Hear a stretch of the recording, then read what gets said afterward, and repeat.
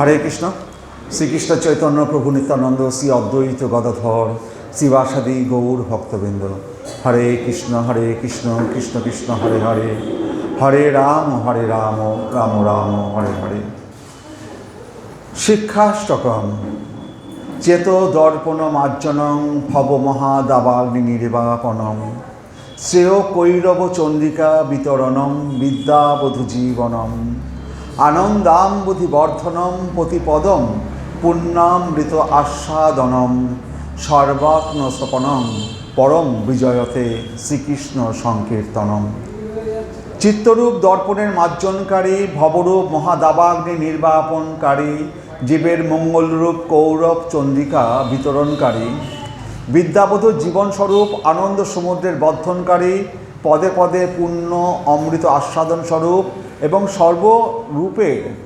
স্বরূপের শীতলকারী শ্রীকৃষ্ণ সংকীর্তন বিশেষভাবে জয়যুক্ত হন। হরে কৃষ্ণ। যদি কথা বলার থাকে আরও কথা বলে নিন, আমি পরে শুরু করব। হরে কৃষ্ণ। যদি কথা বলার থাকে আরও বলে নিন, আমি পরে শুরু করবো আপনাদের কথা শেষ। হরে কৃষ্ণ। চেত দর্পণ মার্জনং ভব মহাদাবাগ্নি নির্বাপনম শ্রেয় কৈরব চন্দ্রিকা বিতরণম বিদ্যাবধূ জীবনম আনন্দাম্বুধি বর্ধনম প্রতিপদম পুণ্য অমৃত আস্বাদনম সর্বাত্মস্থাপনম পরম বিজয়তে শ্রীকৃষ্ণ সংকীর্তনম।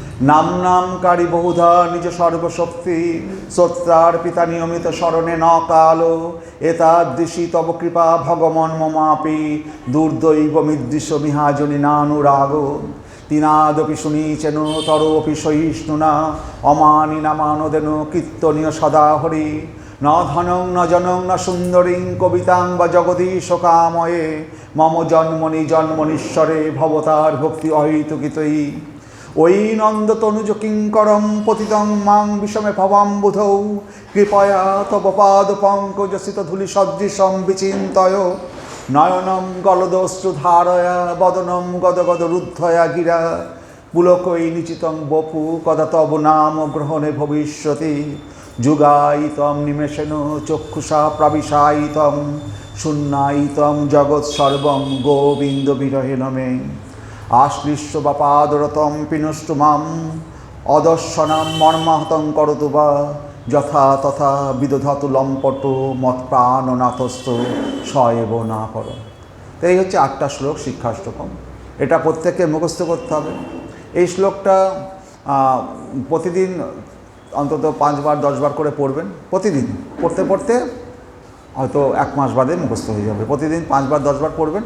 প্রতিদিন পড়তে পড়তে উচ্চারণ যদি ভুল হয় চিন্তার কোনো কারণেই আস্তে আস্তে ঠিক হয়ে যাবে। প্রতিদিন 5 বার 10 বার করে পড়বেন, এইটুকু। তো পড়তে পড়তে আপনি মুখস্থ হয়ে যাবেন। আর এই শ্লোকের ব্যাখ্যা এখানে রয়েছে। আর এই শ্লোকের আসল যদি ব্যাখ্যা শুনতে যান, সেটা হচ্ছে লক্ষ লক্ষ লাইন। সমস্ত শাস্ত্রের একরে সার হচ্ছে এই শিক্ষাষ্টকম।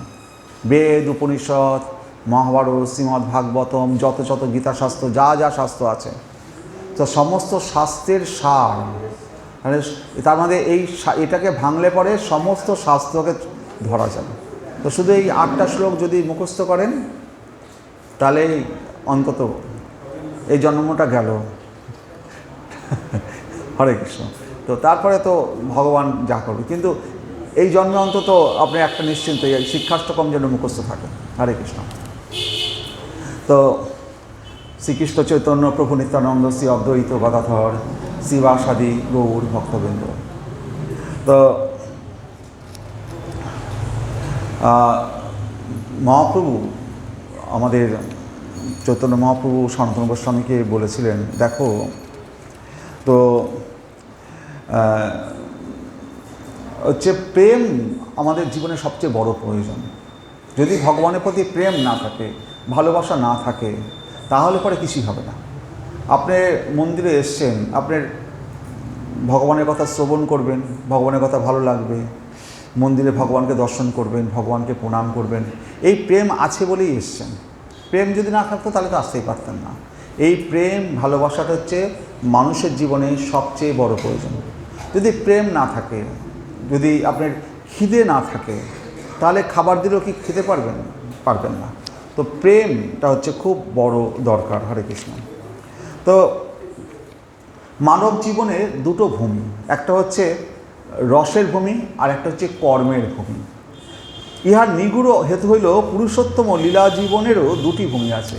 পুরুষোত্তমকে শ্রীকৃষ্ণ পুরুষোত্তম, তার লীলা জীবনেও দুটি ভূমি রয়েছে। একটা হচ্ছে কুরুক্ষেত্র, যেখানে তিনি কুরুক্ষেত্র যুদ্ধ করেছেন, সেটা হচ্ছে কর্মভূমি। আর একটা হচ্ছে বৃন্দাবন, যেখানে তিনি তার লীলা করেছেন।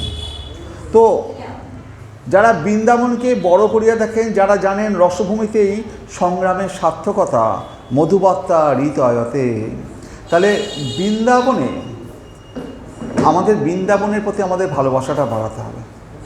কুরুক্ষেত্রে যে কর্মের ভূমি, সেখানের থেকে এই বৃন্দাবন লীলাটা, বৃন্দাবনের জায়গাটা অনেক উঁচু জায়গায়। ওখানে তো কর্মের ভূমি, ওখানে কর্মর কথা বলা হয়েছে। কৃষ্ণ অর্জুনকে জ্ঞান দিচ্ছেন, সেখানে জ্ঞানের মাধ্যমে জ্ঞান পাচ্ছে এবং সেই জ্ঞানটাকে আমাদের জীবনে যাতে আমরা এই এই জীবনটা যে পালন করছি, সেই ম্যানুয়াল জীবন, এটা যাতে সেইগুলোকে কাজে লাগাতে পারি। তো গীতাশাস্ত্র পড়লে কী হয়, বলবে যে হ্যাঁ গীতা পড়ছো, কিন্তু ওটা জীবনে কাজে লাগিয়েছো কি? এটা হচ্ছে গীতার প্রশ্ন। তুমি তোমার জীবনে, সংসার জীবনে গীতা তোমার প্রতিফলনে তোমার পড়েছে কিনা? তুমি গীতা শুধু পড়েই গেলে, কিন্তু তোমার তো ভিতরে সেইটা পড়েনি। তো গীতা হচ্ছে কর্মের ভূমি আর বৃন্দাবন হচ্ছে রসের ভূমি। তো সেখানে আমরা পরে আসব, সেখানে ভক্তির জায়গায়, সেখানে দেখতে পাবো যে এই রসের ভূমিতে শুধু শ্রবণ করলেই সব চলবে, ওখানে কর্মের কোনো দরকার নেই। কৃষ্ণ লীলা করেছে বলে আমাদের লীলা করতে হবে তাতে আমাদের দরকার নেই। ওখানে কৃষ্ণ গুণলীলা কীর্তন শ্রবণ করলেই আমাদের সমস্ত সর্বসিদ্ধি সার হয়ে যাবে। কিন্তু গীতা পড়লাম, কিন্তু গীতার কথাগুলো জীবনে পালন করলাম না, তো সেক্ষেত্রে আমাদের অসুবিধা আছে। গীতা পড়লাম, কিন্তু গীতায় বলেছে যে সত্য রজ তমগুণ, তমগুণের আহার করবে না, এই সব নিয়মকানুন বলেছে। তো গীতার সমস্ত নিয়মকানুনগুলো আমরা যদি পালন না করি, তাহলে পরে আমাদের অসুবিধা আছে। পড়লাম বলে গীতা শুধু পড়লেই হবে? তুমি জীবনে কি তার প্রতিফলন ঘটিয়েছো? তো গীতা পড়লে তার জীবনে প্রতিফলনের কর্মের ব্যাপারটা থাকে। কিন্তু এই বৃন্দাবন লীলার ক্ষেত্রে ওখানে আমরা শুধু শ্রবণ করব, আমাদের কর্মে এগুলোকে ব্যবহার করার দরকার নেই। কৃষ্ণ 16,108টা গোপী বিয়ে করেছে বলে আমাদের বিয়ে করতে হবে এমন কোনো দরকার নেই। আমরা শুধু ভগবানের গুণলীলা কীর্তন শ্রবণ করব, তার দ্বারাই আমাদের উদ্ধার হয়ে যাবে। হ্যাঁ, শুধু শ্রবণম কীর্তনম, আর কিছু দরকার নেই। হরে কৃষ্ণ। তো এইখানটায় কর্মভূমি আর রসের ভূমির মধ্যে অনেক পার্থক্য রয়েছে। বৃন্দাবনের পরম সংবাদ কে বলেছে? আমরা শ্রীমদ্ ভাগবতমে সুখদেব গোস্বামী পরীক্ষিত মহারাজকে শ্রীমদ্ ভাগবত পাঠ শ্রবণ করেছে। সেখানে বৃন্দাবনের রসের সংবাদ আমরা পাবো। সেখানে সবই স্বাচ্ছন্দ্যতাপূর্ণ, সবই ছন্দময়, কথা নাই, কেবল গান। মানে ওখানে বৃন্দাবনের কথাগুলোই যেন গান, মধুর হয়। যখন ভগবান শ্রীকৃষ্ণ গোপীদের সাথে কথা বলে সুস্বাগতম, তখন ভগবানের মধুর কথা শোনার জন্য গোপীরা উৎকণ্ঠিত হয়ে থাকে, ভগবানের মুখ থেকে একটু কথা শোনার জন্য। আর ওখানে চলা নেই, নিত্য কর্ম নাই, কেবল আত্মদান। গীতার উপদেশ কর্মজ্ঞান ভক্তিযোগ পর্যবেক্ষণ। গীতার উপদেশে যে কর্মজ্ঞান আছে, ভক্তিযোগ আছে। ভাগবতের বাণী ওই তিনের বিনিময়ে মিলনময় নবয়মান নবছন্দে পর্যাপ্ত। ওই একক ছন্দ বিশ্ব প্রকৃতিতে ব্যক্ত শোভাময় কুঞ্জ কাননে, জীবন প্রকৃতিতে ব্যক্ত প্রেমময় আত্মসমর্পণে, নিত্য ব্যবহারে ব্যক্ত নিত্য গীতে সঙ্গীতের আলাপনে। তাহলে আমাদের বৃন্দাবন ইয়ে কী আছে? সেইখানকার লীলাটা কুঞ্জ কাননে, সেখানে আত্মনিবেদনের মধ্যেই ভগবানের ভূমিতে আমরা প্রবেশ করব। অনিত্য জগতের জীব নিত্য নিরন্তর ব্রজকে অনুসন্ধান করে, সকলের ব্রজকে অনুসন্ধান করে চলছে। আমরা তো অনন্ত যুগ ধরে এই চলছি। এই যে আজকে মনুষ্য শরীর পেয়েছি, তার আগে কত কত জীবন পার হয়ে এসেছি। তো সেইগুলো তো আমরা জানি না কিভাবে পার হয়ে আসলাম, আর কি এমন সুকৃতি করলাম এই মনুষ্য জীবন আজকে আমরা পেয়েছি। আমরা তো জানি না, আমরা নিশ্চয়ই কোনো সুকৃতির কিছু কাজ করেছিলাম বলে এই মনুষ্য শরীর পেয়েছি, নয়তো কুকুর বিড়ালও তো হয়ে থাকতে পারতাম। তাহলে পরে বহু বহু জন্ম অতিক্রম করে যখন মনুষ্য শরীর পেয়েছি, যে আমরা ঊর্ধ্ব দিকে আমরা চলেছি, ভগবান যখন একবার এই মন্দিরে নিয়ে এসছে আমাদেরকে আকর্ষণ করে, তখন একদিন না একদিন ওই ব্রজ বৃন্দাবনেও তিনি আমাদের নিয়ে যাবেন। হয়তো কয়েক জন্ম লাগবে, তার বেশি লাগতে পারে, কিন্তু উনি যখন আকর্ষণ করেছেন, একবার উনি যাকে ধরেন তিনি তাকে ছাড়েন না। সুতরাং এই মনুষ্য শরীর পেয়েছি, আর এই মনুষ্য শরীর পেয়ে এই মন্দিরে ভগবানকে দর্শন করার সৌভাগ্য পেয়েছি, ভগবানের কথা শ্রবণ করার সৌভাগ্য পেয়েছি, তার মানে আমরা ভগবানের হয়ে গেছি। তো কত কত মানুষ তো রয়েছে রাস্তাঘাটে, দেখছেন সবাই তো আসছে না, তো আপনারা এসছেন কেন? ভগবান আপনাদেরকে আকর্ষণ করে ধরেছে বলে আসতে পেরেছেন। মানুষ ভগবান কাছে সবাই সন্তান, তাই বলে কি যারা আসছে না ভগবান কি তাদেরকে ভালোবাসে না? তাদেরকেও ভালোবাসে, তাদেরও ধন দৌলত আছে, তাদেরও ঐশ্বর্য আছে, তাদেরও ছেলেপুলো আছে, তাদেরকেও ভগবান দেখছে। তিন ধরনের মানুষ আছে। একজন আছে ভগবানকে জানে কিন্তু ভগবানকে মানে না, ভগবানকে জানে যে ভগবান আছে কিন্তু ভগবানকে মানে না। আরেকজন আছে ভগবানকে জানে এবং ভগবানকে মানে। আরেক দল আছে ভগবানকে মানেও না জানেও না। তো ভগবান তো প্রত্যেককেই জন্ম দিয়েছে, ভগবানের তো সবাই সন্তান। যেমন যে শোল মাছ ডিম পাড়ে যখন একসাথে 1000 2000 কিছু কিছু বাচ্চা হয়, এবং সেই বাচ্চার একটা বিরাট ঝাঁক তৈরি হয়, আর মা জলের মধ্যে, আর মা বড় মাছটা ফুস করে মাঝখান দিয়ে উঠবে, মুখটা দেখিয়ে দিয়ে আবার জলের তলে ডুব দেবে। তো ওই শোল মাছের বাচ্চাগুলো জানে আমার মা আছে, বড় মাছ অন্য মাছগুলো যদি খেতে আসে মা আমাদের রক্ষা করবে। ওরা মা আছে জানে কিন্তু মাকে মানে না। তো মা কি বাচ্চাদেরকে ছেড়ে চলে যাবে? মা ওই বাচ্চাগুলোকে পাহারা দেওয়ার জন্য মাঝে মাঝে ফুস করে উপরে উঠছে, মুখটা দেখিয়ে আবার জলের তলে ঢুকছে, আর ওই বাচ্চাগুলো কিলবিল করে একসাথে ঝাঁক ধরে রয়েছে। তোরা ভগবানকে জানে ভগবান আছে, মা আছে, কিন্তু ভগবানকে মানে না। আর হচ্ছে পাখির বাচ্চা, সে জানে তার মা আছে আর মাকেও সে মানে। পাখির বাচ্চা, ছোট্ট বাচ্চা উঠতে পারে না, সে জানে কখন মা উড়ে এসে তার মুখে খাবার গুঁজে দেবে।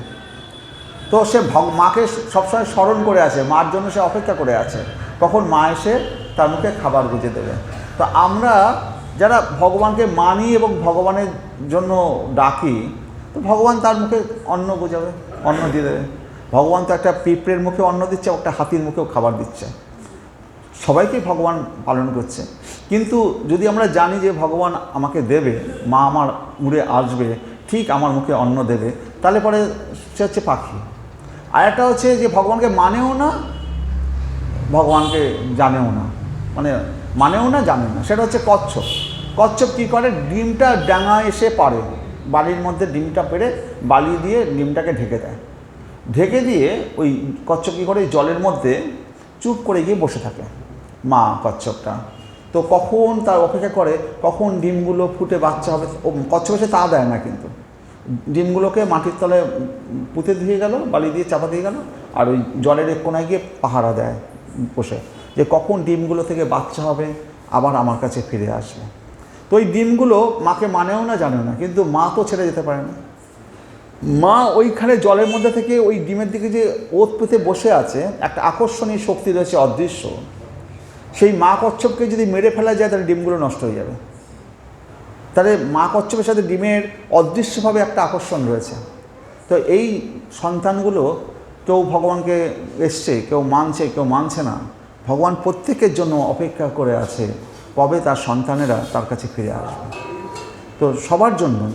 তো যে মানছে না তার জন্যও ভগবান বসে আছে, যে মানছে তার জন্যও বসে আছে। হ্যাঁ, আর আপনারা যারা এসছেন ভগবানের এতটা টেনে নিয়ে এসছে ভগবানকে আপনাদের, তো আপনাদের তো ভগবান তো আছেই আপনাদের জন্য।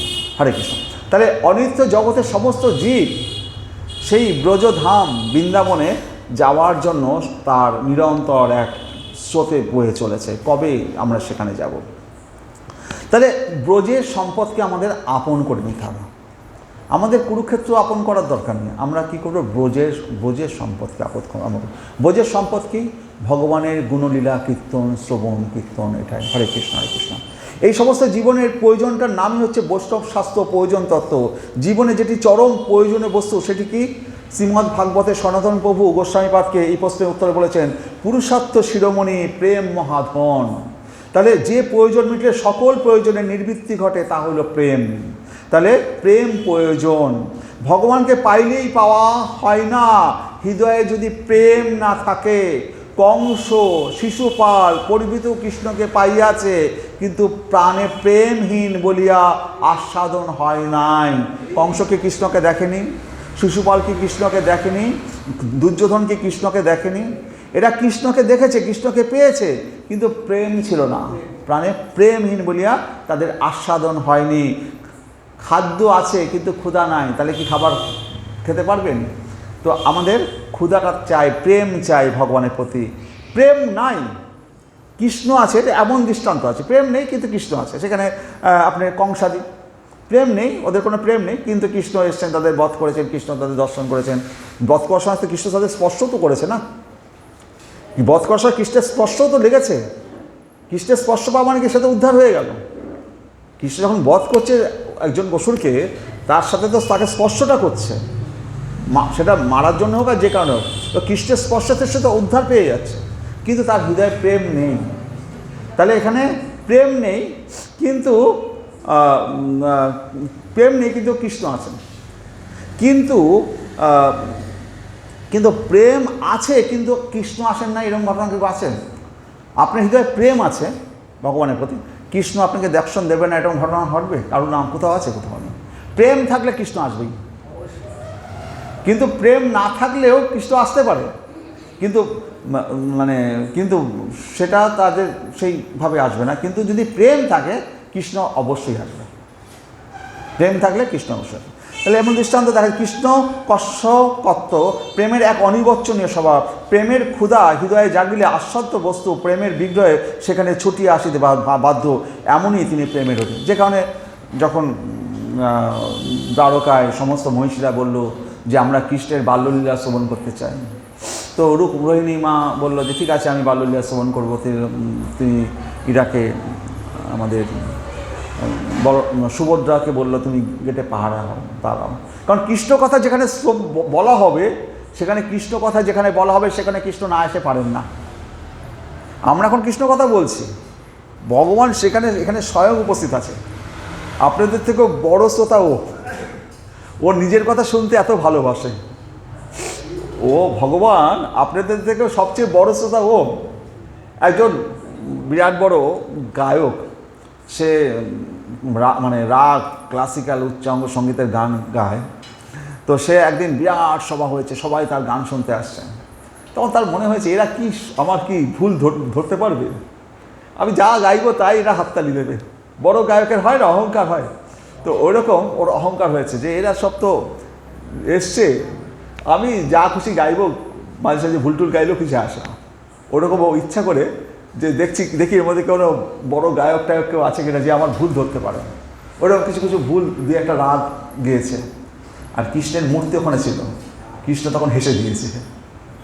ও তখন কৃষ্ণের হাসা দেখে লজ্জা পেয়ে গেছে যে আমি কার কাছে গান শোনাচ্ছে এসেছি। ভেবেছিলাম এখানে কোনো শ্রোতা নেই, আমি যা গাইবো তাইবো।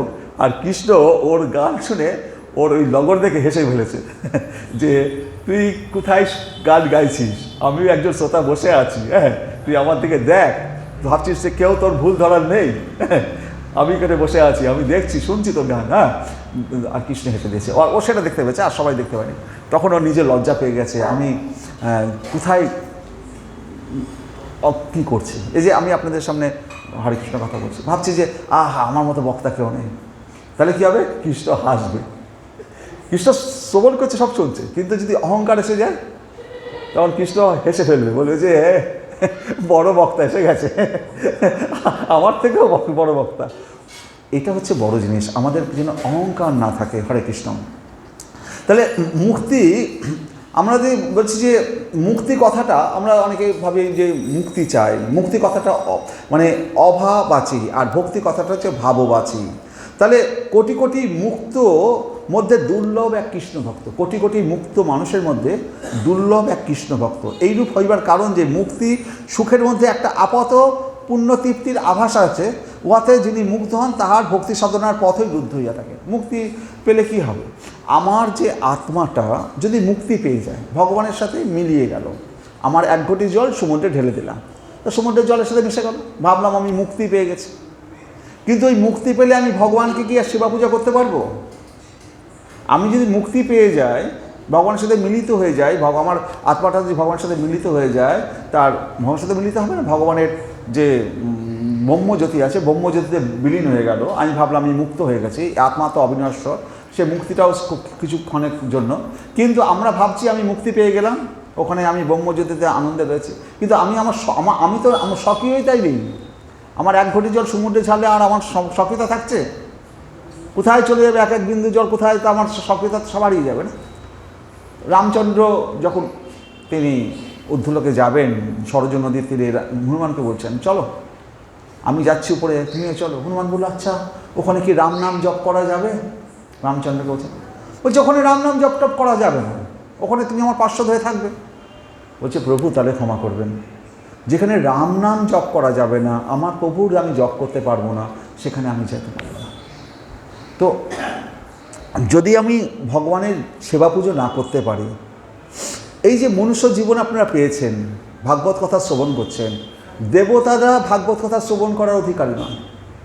তারা মানুষ শরীর ধারণ করে শুধু ভাগবত কথা শ্রবণ করার জন্য, মনুষ্যরূপে জন্মগ্রহণ করে এই ভাগবত কথা শ্রবণ করার জন্য, তারা ভাগবত কথা শ্রবণের অধিকারী নয়। কারণ ওদের মধ্যে মাৎসর্য বেশি, ওদের মধ্যে হিংসা বেশি, ওদের মধ্যে ঐশ্বর্য, সুখ, ভোগ এই সমস্ত বেশি। একমাত্র মনুষ্য শরীরে এই ভাগবত কথা শ্রবণ করার সৌভাগ্য লাভ করা যায়। তো তাহলে আমরা কি চাই? আমরা ভগবানের সেবা পূজা করতে চাই। এই সেবা পূজার অধিকারী যদি হতে পারি, আমরা রাসলীলায় যদি আমরা ওই গোপীদের আন্ডারে যদি আমরা যেতে পারি, গোপীদের মাধ্যমে আমরা রাধাকৃষ্ণের সেবার সাথে যুক্ত হতে পারি, সেটা হচ্ছে আমাদের চরম পথ। তো সেটার জন্যই এই সমস্ত জীব ছুটে চলেছে জ্ঞানে এবং অজ্ঞানে। কেউ জানে না, আমরাও তো জানি না কী করে এই মনুষ্য শরীর পেলাম। জ্ঞানে অজ্ঞানে শরীর আজকে আমাদের হাত ধারণ করে আছে। আরও অবাক লাগে যে আগে রাস্তায় বেরোতে গেলে সব সাপের ভয় ছিল, এখন 4 চাকাওয়ালা সাপগুলো ঘুরে বেড়াচ্ছে। 4 চাকা গাড়িগুলো কখন আমাদের শরীর কেটে নেবে কেউ জানি না, কিন্তু এই ভগবান আছে বলে এখনও যে এত বছর বেঁচে আছে সেই অবাক লাগে। এই 4 চাকা গাড়ির মধ্যে দিয়ে আমরা যে চলাফেরা করি, ও তো ওই আগেকার দিনের সাপের থেকেও তো ভয়ঙ্কর এই সমস্ত জিনিস, যখন তখন যে কারো প্রাণ কেড়ে নিতে পারে। তার মধ্যেও যে এত বছর বেঁচে আছি, হ্যাঁ, এটাই হচ্ছে আমাদের কাছে একটা অবাক বিস্ময়। কী করে বেঁচে আছি? আগে তো 2-1টা সাপ ছিল, এখন লক্ষ লক্ষ সাপ রাস্তায় বেরোলেই সব ওত পেতে আছে 4 চাকা গাড়িগুলো। কখন কাকে চাপা দিয়ে চলে যাবে, এক মুহূর্ত বিশ্বাস নেই আমরা ঘরে ফিরতে পারবো কিনা। তো শুধু একমাত্র বিশ্বাস ভগবান, যিনি তার সন্তানদের রক্ষা করে চলেছেন। তাহলে কোটি মুক্ত মধ্যে দুর্লভ এক কৃষ্ণভক্ত এইরূপ হইবার কারণ যে মুক্তি সুখের মধ্যে একটি আপাত তৃপ্তির আভাস আছে, কিন্তু উহাতে মুগ্ধ হন, তাহার ভক্তি সাধনার পথই রুদ্ধ হয়ে যায়। এই মুক্তিতে ভক্তি সাধনার পথই রুদ্ধ হয়ে যায়। জ্ঞানী জীবনমুক্ত দৈস্য দশা হৈন্য করি মনে, বস্তুত বুদ্ধি শুদ্ধ নয় কৃষ্ণ ভক্তি বিনে।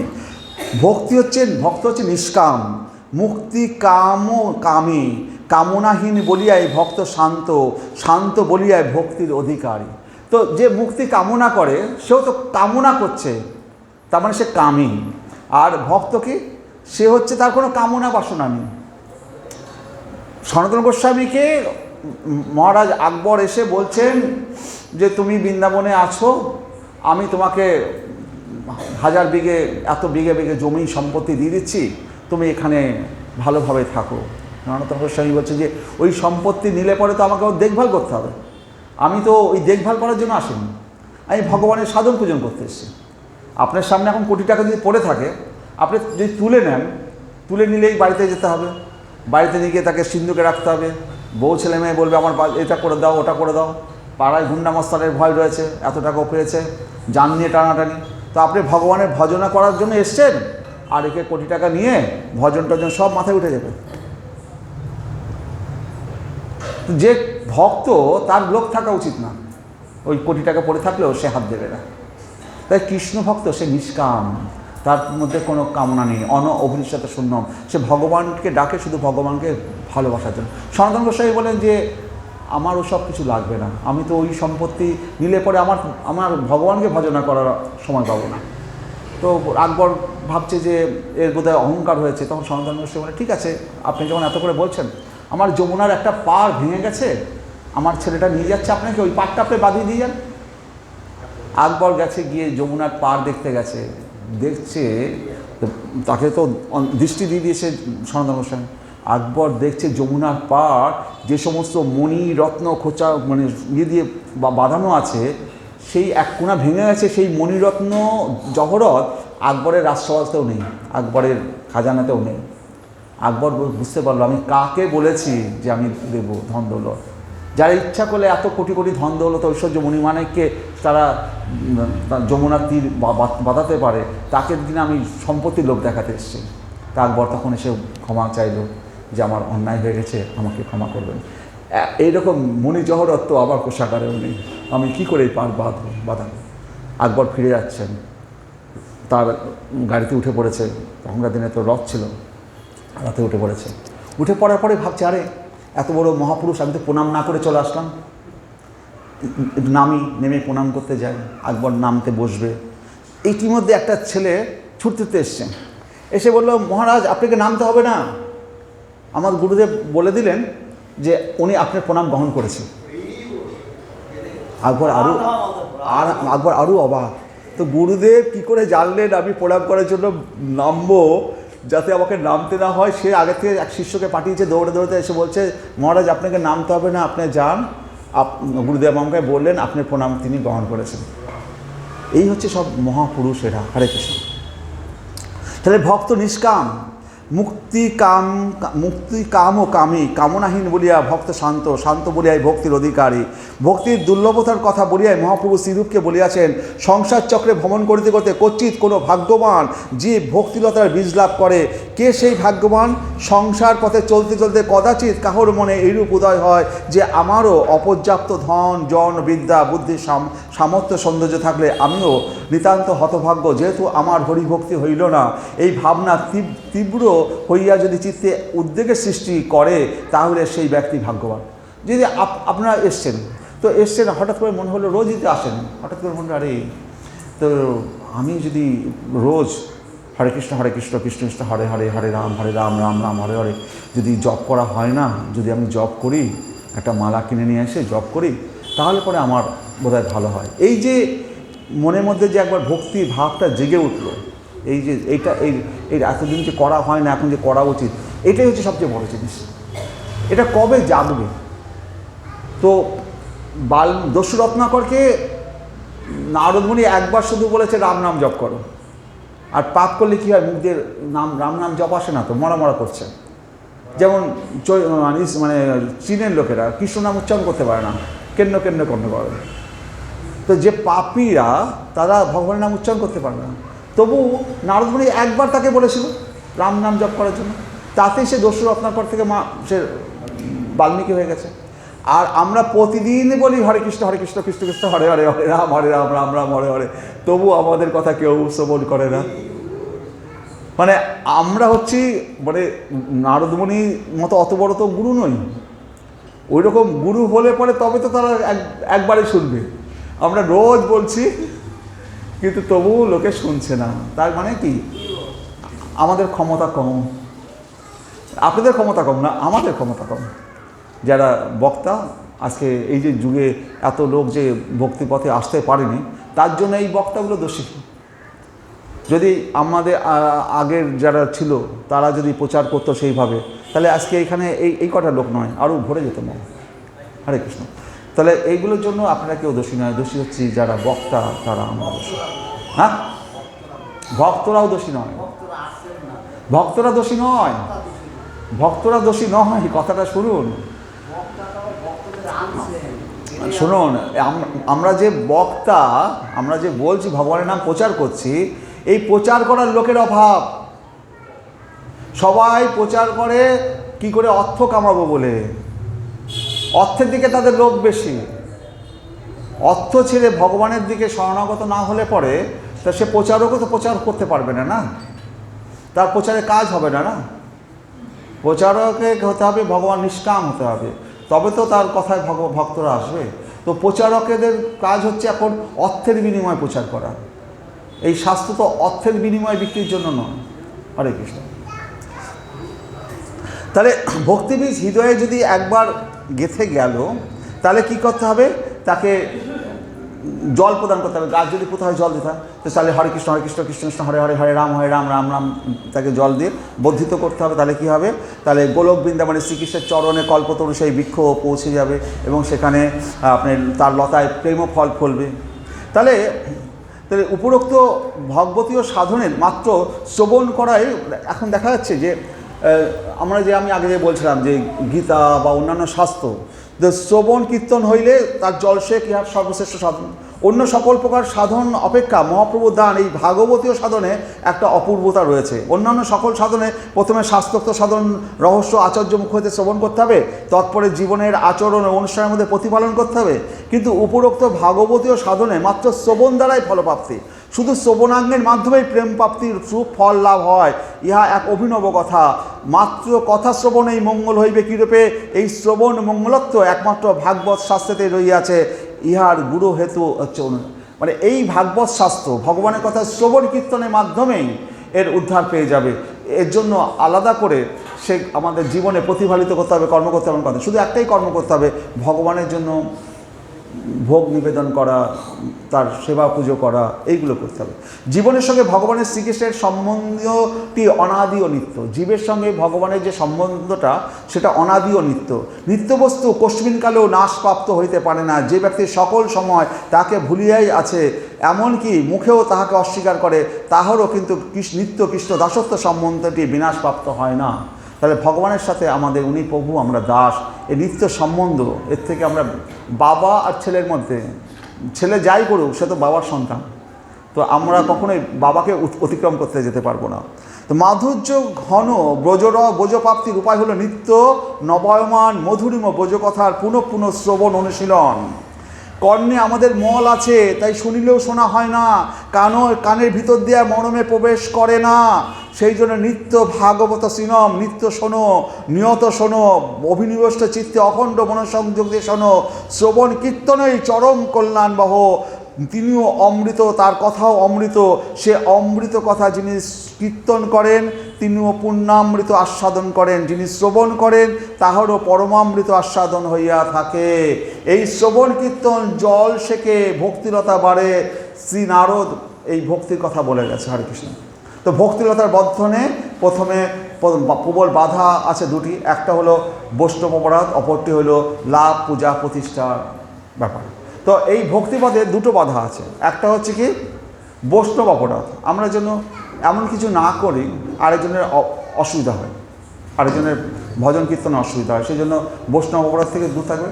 আর এই যাহারাই এই ভগবানের এই ভক্তিলতার পথে এগোবে, ভক্তির পথে এগোবে বা এই করবে, তখন কি করবে ভগবান? তাকে ধন দৌলত ঐশ্বর্য দিয়ে দেবে। বড় বড় সব মহারাজ আছে, তাদের বিরাট বিরাট মন্দির, বিরাট বিরাট গাড়িতে করে নামছে, গলায় সোনার পাহাড়, তারা ভক্তরা এসে তাকে জড়িয়ে ধরছে আর টাকার বান্ডিল তাদের হাতে হাতে দিচ্ছে, আর তারা আরও বড় বড় মন্দির করছে। বুঝতে পারছি? তো ভগবান তাদের ঐশ্বর্য দিয়ে ভগবান তাদেরকে দূরে সরিয়ে দিচ্ছে। ওই সমস্ত মহারাজরা এগিয়েছে, যেই কিছুটা এগিয়েছে ভগবান তাকে মানে প্রতিষ্ঠা দিচ্ছে, হ্যাঁ, যশ প্রতিষ্ঠা খ্যাতি দিচ্ছে, ধন দৌলত ঐশ্বর্য দিচ্ছে, তুই এগুলো নিয়ে ভুলে থাক। আর ভক্তরাও সেই সমস্ত মহারাজদের পায়ে গিয়ে পড়ছে, বিরাট বিরাট মন্দির, তাদের বিশাল বিশাল ব্যবস্থা হচ্ছে। আর আসল যারা ভগবানের ভক্ত তারা ওই গোবর্ধন পাহাড়ে ছোট্ট কুটিরের মধ্যে পড়ে আছে, কেউ দিলে খাচ্ছে, কেউ দিলে না দিলে না খাচ্ছে, হ্যাঁ, কোনোরকম করে একটা নেংটি পরে তারা জীবন কাটাচ্ছে। ওরা শুধু ভগবানকে চায়, ওরা ভগবানের জন্য এসছে। ওদের লাভ পূজা প্রতিষ্ঠা ধন দৌলত ঐশ্বর্য সব ছেড়ে ওইখানে গিয়ে পড়ে আছে। হ্যাঁ, ওইটা হচ্ছে আসল ভগবান, ভগবানের ভক্ত। তো আপনাদের এটার কথা মনে পড়ছে, আমাদের মহাপ্রভুর গুরু ছিলেন ঈশ্বরপুরী, তার গুরু ছিল মাধবেন্দ্রপুরী।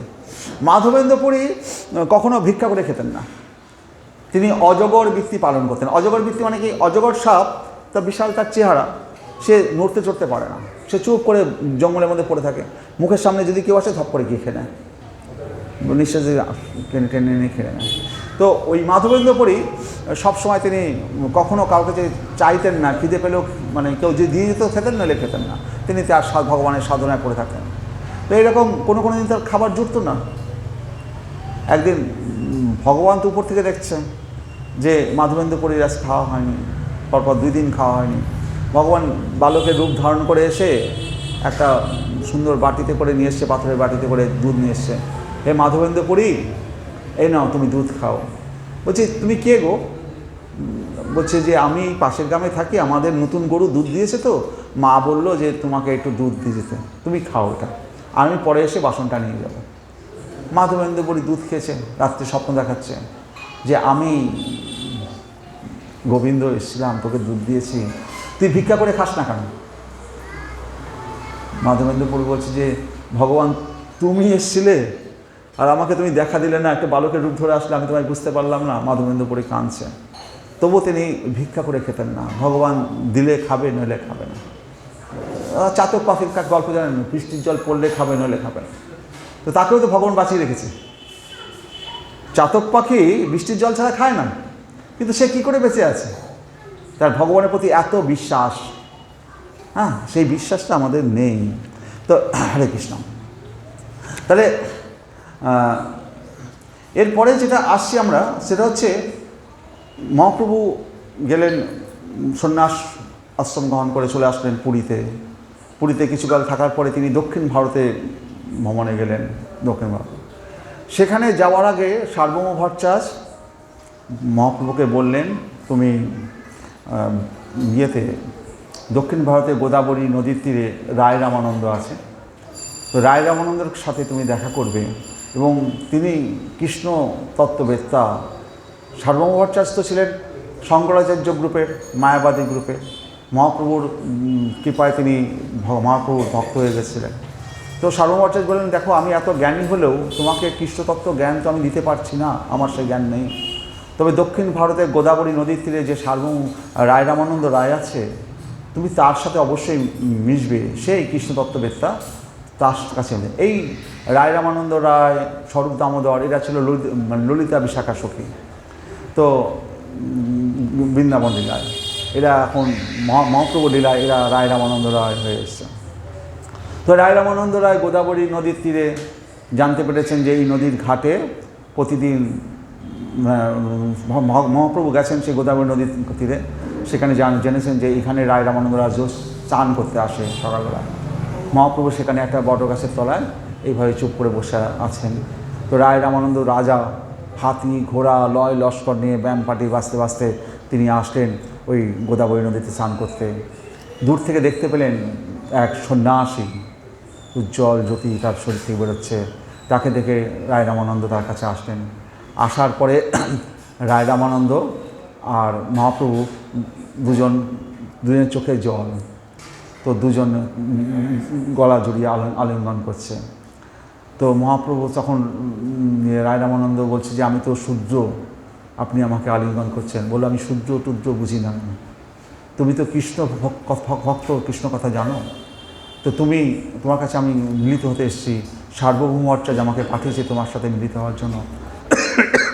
তখন অন্যান্য যে রায় রামানন্দ রাজা, তো তার যে সঙ্গী সাথীরা ছিল, তারা দেখছে একজন সন্ন্যাসীর সাথে রাজা কী করে গলা জড়িত হচ্ছে, এটা তো তখনকার দিনে এটা অন্যায় ছিল। তো মহাপ্রভু সেটা বুঝতে পারলেন। মহাপ্রভু তখন রায় রামানন্দকে বললেন, তুমি এখন চলে যাও, রাত্রিবেলা অন্ধকার হয়ে আসবে, তুমি একাকী নির্জনে লুকিয়ে আমার কাছে আসবে, তোমার সাথে রাত্রে আমার আলোচনা হবে, কথা হবে। তো রায় রামানন্দ তখন চলে গেলেন। রাত্রিবেলায় রায় রামানন্দ মহাপ্রভুর কাছে আসলেন। তো মহাপ্রভু তখন রায় রামানন্দকে বলছেন, তুমি আমাকে, তোমার কাছে আমি সাধ্যের কথা শুনতে চাই, সাধ্য সাধন এর কথা শুনতে চাই। রায় রামানন্দ বললেন যে বলছে স্বধর্ম আচরণই হচ্ছে আসল সাধন। তো রায় রামানন্দ মহাপ্রভু বলছে আমি সাধনের কথা বলিনি, আমি সাধ্যের কথা বলেছি। তো রামানন্দ রায় বললেন, দেখো তুমি যদি একটা কলেজে ভর্তি হতে চাও, তো তোমাকে আগে জিজ্ঞাসা করবে তুমি কি পাস করে এসছো। হ্যাঁ, তুমি যদি কোনো মন্দিরেও তুমি যেতে চাও, তাহলে তোমাকে জিজ্ঞাসা করবে না তুমি আগে কিছু ধর্ম করেছো কি, তাহলে কিছু সাধন তো থাকা চাই। তুমি মারাটালে জপ করো কি, ভগবান বলে কিছু জানো কি, কি মন্ত্র মুখস্থ আছে কি?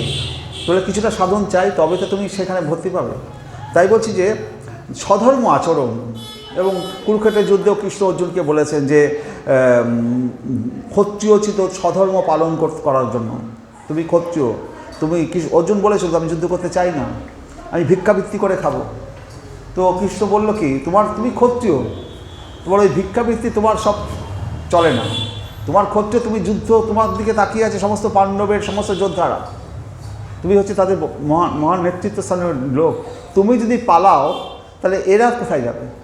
তোমার এখন কর্তব্য, তুমি ক্ষত্রিয়, তোমার যুদ্ধটাই তোমার সামনে বড় জিনিস। তুমি যদি বলো আমি ভিক্ষাবৃত্তি করে খাবো, আমি সাধু হয়ে যাব, সন্ন্যাসী হয়ে যাব, আমি সমস্ত যুদ্ধ করতে চাই না, তোমার স্বধর্ম আচরণই তোমার ধর্ম। তো ব্রাহ্মণের স্বধর্ম আচরণ করবে, ক্ষত্রিয়ের স্বধর্ম আচরণ করবে, আমরা যারা সংসার করছি স্ত্রীদের স্বধর্ম আচরণ করছে, রান্নাবান্না করছে, পুরুষেরা অর্থ ইনকাম করে, প্রত্যেকে যে স্বধর্ম আচরণ করে একদিন সে তারা ভগবত ভক্তিতে ভগবানের চরণ। তো মহাপ্রভুতে তো অনেক বছর লেগে যাবে, অনেক জন্ম কেটে যাবে। তুমি বলো সাধ্যের কথা, আমি সাধনের কথা বলিনি। তো তখন রামারায় বলল যে এই সমস্ত বাহ্য, এই সমস্ত বাহ্য আগে বলো। তখন বলছে যে কৃষ্ণের কর্মার্পণ, যদি কৃষ্ণ আমাদের কর্মটা কৃষ্ণ অর্পণ করে দিই, কৃষ্ণ কর্মার্পণ, তাহলে পরে সে উদ্ধার পাবে। রায়নমা বললো যে ওই যে কৃষ্ণের গীতার শ্লোকে যৎ করো সেই যৎ না সেই, তুমি যা কিছু কর্ম করো, যা কিছু তপস্যা করো, সব কিছু আমাকে প্রদান করো। তো বললো সুমেশ্বর মহাপ্রভু বলছে এও বাহ্য, আগে করো। স্বয়ং ভগবান তো এই কথাগুলো গীতায় বলে গেছে। সেখানে চৈতন্য মহাপ্রভু তিনি শ্রীকৃষ্ণ, তিনি বলছেন এও বাহ্য, আগে কহ। বলছে যে তারপর বলছে যে রায় কহে যে জ্ঞান শূন্য ভক্তি মানে জ্ঞান শূন্য ভক্তি সর্বসাধ্য সার। তো মহাপ্রভু বলছে যে এটা ভালো কথা, জ্ঞান থাকবে কিন্তু জ্ঞানের অহংকার থাকবে না, সেটাকে বলে জ্ঞান শূন্য ভক্তি। জ্ঞান শূন্য ভক্তিতেই অজিত জিত হইয়া থাকেন। তাই প্রভুর অন্তর জানিয়ে রামারায় জ্ঞান শূন্য ভক্তির কথা কইলেন। এই জ্ঞান শূন্য ভক্তিতেই জ্ঞানের পরিপূর্ণতা, জ্ঞান শূন্য ভক্তি যে উত্তমা ভক্তি, তাহাই যে সাধ্য, এই সিদ্ধান্ত প্রভু আপন মনে সম্মতি জানালেন। এটা উত্তম কথা বলেছ, আগে কম, এর আগে কি আছে বলো। রামায়ণ উত্তর বললেন যে প্রেম ভক্তি সর্বসাধ্য সাধা। তারপরে বললেন প্রেম ভক্তির কথা, প্রেম ভক্তির যে সর্বসাধ্য। যত উপাচারে পুজো করা হোক না, যদি প্রেম না থাকে তাহলে সেই উপাচারের কোনো দাম। আপনি বহু লোককে নিমন্ত্রণ করেছেন, তাদেরকে যদি প্রেম সহকারে তাদেরকে বসান, আপনার যদি খাবার কমও থাকে হাত জোর করে যদি বলেন যে আমাদের প্রসাদ একটু কম আছে, একটু কম করে একটু দেবো, আপনারা একটু মনে কিছু করবেন না, সবাই একটু নিজের মনে করে একটু ভোগ করে নেন, তাহলে কত আপনের মতো হয়ে যাবে না। তাহলে প্রেম থাকা চাই। আর আমি যদি দুধ ছাই করে খাওয়াই বা করি, তাহলে ওই খাওয়ানোর থেকে না খাওয়ানো ভালো। তো প্রেম থাকা চাই। তাহলে যত উপচারী পূজা হোক না কেন, হৃদয়ের শুদ্ধ প্রেম যেরূপ শ্রীকৃষ্ণকে গলাইয়া দিতে পারে, তেমন আর কিছুই পারে না। উদরে বলবতী ক্ষুধা পিপাসা থাকলে আর খাদ্য সুস্বাদু হয়ে থাকে। এই যে ভক্তিটা এখন কোথায় পাবো? বলছি যে কৃষ্ণ ভক্তি রসভাবিতা মতি, এই যে কৃষ্ণ ভক্তি যে রসভাবিতা মতি, প্রিয়তম যদি কোথাও লভ্যতে, এটা যদি কোথাও কিনতে পাওয়া যায় অবশ্যই কিনে নেবে। তো কী দিয়ে কিনবে? তত্ত্ব লৌল মোপি মূল্য মেকলম জন্মকোটি সুকোত্তন্য লভতে। যে এই যে ভক্তি আমি কোথাও থেকে কিনবো, কী দিয়ে কিনবো? আমার লোভ থাকা চাই, লোভ দিয়ে কিনবো। আমার কৃষ্ণ ভক্তি পাওয়ার জন্য লোভ থাকা চাই। আমি তার বিনিময়ে কী দেবো? আমার লোভ থাকা চাই, সেটা পাওয়ার জন্য আমার লোভ থাকা চাই, তবে আমি সেটা কিনতে পারবো। যদি কোথাও বললে যে কোথাও কিনতে পেলে কিনে নেবে, এটা তো সহজে কিনতে পাওয়া যায় না। বলছি কী দিয়ে কিনা যাবে? আমার লোভ থাকা চাই, লোভ থাকলেই কিনতে পাওয়া যাবে। তারপরে বললো যে দাস্য প্রেমের কথা বলা হলো। যে দাস্যরাসে হনুমান যেমন মহাপ্রভু আমাদের রামচন্দ্রকে দাস্যভাবে পুজো করেছে। তো ব্রজের বালকগণ যারা, হরে কৃষ্ণ, কোথায় কথা হচ্ছে? ব্রজের বালকগণ শ্রীকৃষ্ণ দাস্যভাবে যেমন হনুমান করেছে। তারপরে আসলে সখ্য প্রেম। ব্রজের বালকগণ শ্রীকৃষ্ণের সখ্য প্রেম, শ্রীকৃষ্ণ যে কত বড় এই জ্ঞান তাহাদের নাই। প্রেমই ওই জ্ঞানকে আবৃত করে রেখেছে। তুমি কোন বড় লোক, তুমি আমি সম। রাখাল বালকের সাথে কৃষ্ণ খেলা করছে, তো সেখানে ভগবানের প্রতি প্রেম, তাদের সেই জ্ঞানটা তাদেরকে আবৃত করে রেখেছে। কৃষ্ণ যে ভগবান এই জ্ঞান তাদের নেই। তুই বলছিস যে তুমি আমি সম, তুমি কোন বড় লোক, তুমি আমি সম। ইহাই হলে তাদের অন্তঃস্থলের অনুভূতি। দাস্যের ব্যবধান বোধ বরত্বের জন্য সংকোচ সখ্যপ্রেম ঘুচাইয়া দিয়াছে। গোপ বালকগণ শ্রীকৃষ্ণকে কাঁধে করিয়াছে, শ্রীকৃষ্ণের কাঁধে উঠিয়াছে, উচ্ছিষ্ট ফল খাওয়াচ্ছে। হরে কৃষ্ণ। তো এবার কি হচ্ছে, এখানে গোপ বালকদের সাথে শ্রীকৃষ্ণের যে ভূমিটা সেটা কি আছে, কীরকম? সখার কাছে তাহার নিজ দেহে ও কৃষ্ণ দেহে বিন্দুমাত্র ভেদ বুদ্ধি নেই।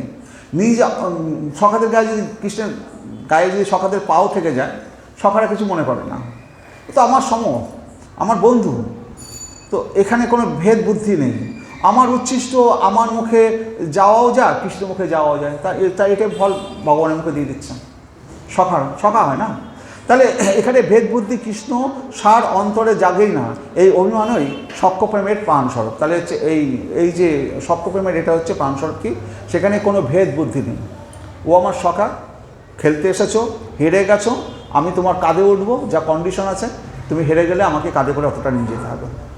কৃষ্ণকে নিয়ে যেতে হবে, সুদামকে না নিয়ে গেলে পরের দিন দাদা বলরাম বলে দিয়েছে, যদি খেলার নিয়ম যে মানবে না তারপর দিন খেলায় নেওয়া হবে না। তো কৃষ্ণ সখ্যপ্রেমে সেখানে মানতে বাধ্য, এটা হচ্ছে সকম। তো শ্রী রামারায় তারপর সখ্যপ্রেমের পরে বলল যে বাৎসল্য প্রেমের কথা বলল, যেখানে বাৎসল্য প্রেমে আমাদের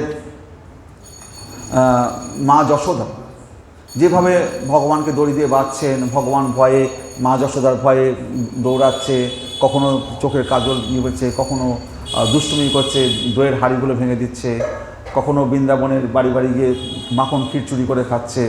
এই যে বাৎসল্যভাবে যে রস, এটা মা যশোদা পেয়েছিল, কিন্তু দেবকী কি পেয়েছে?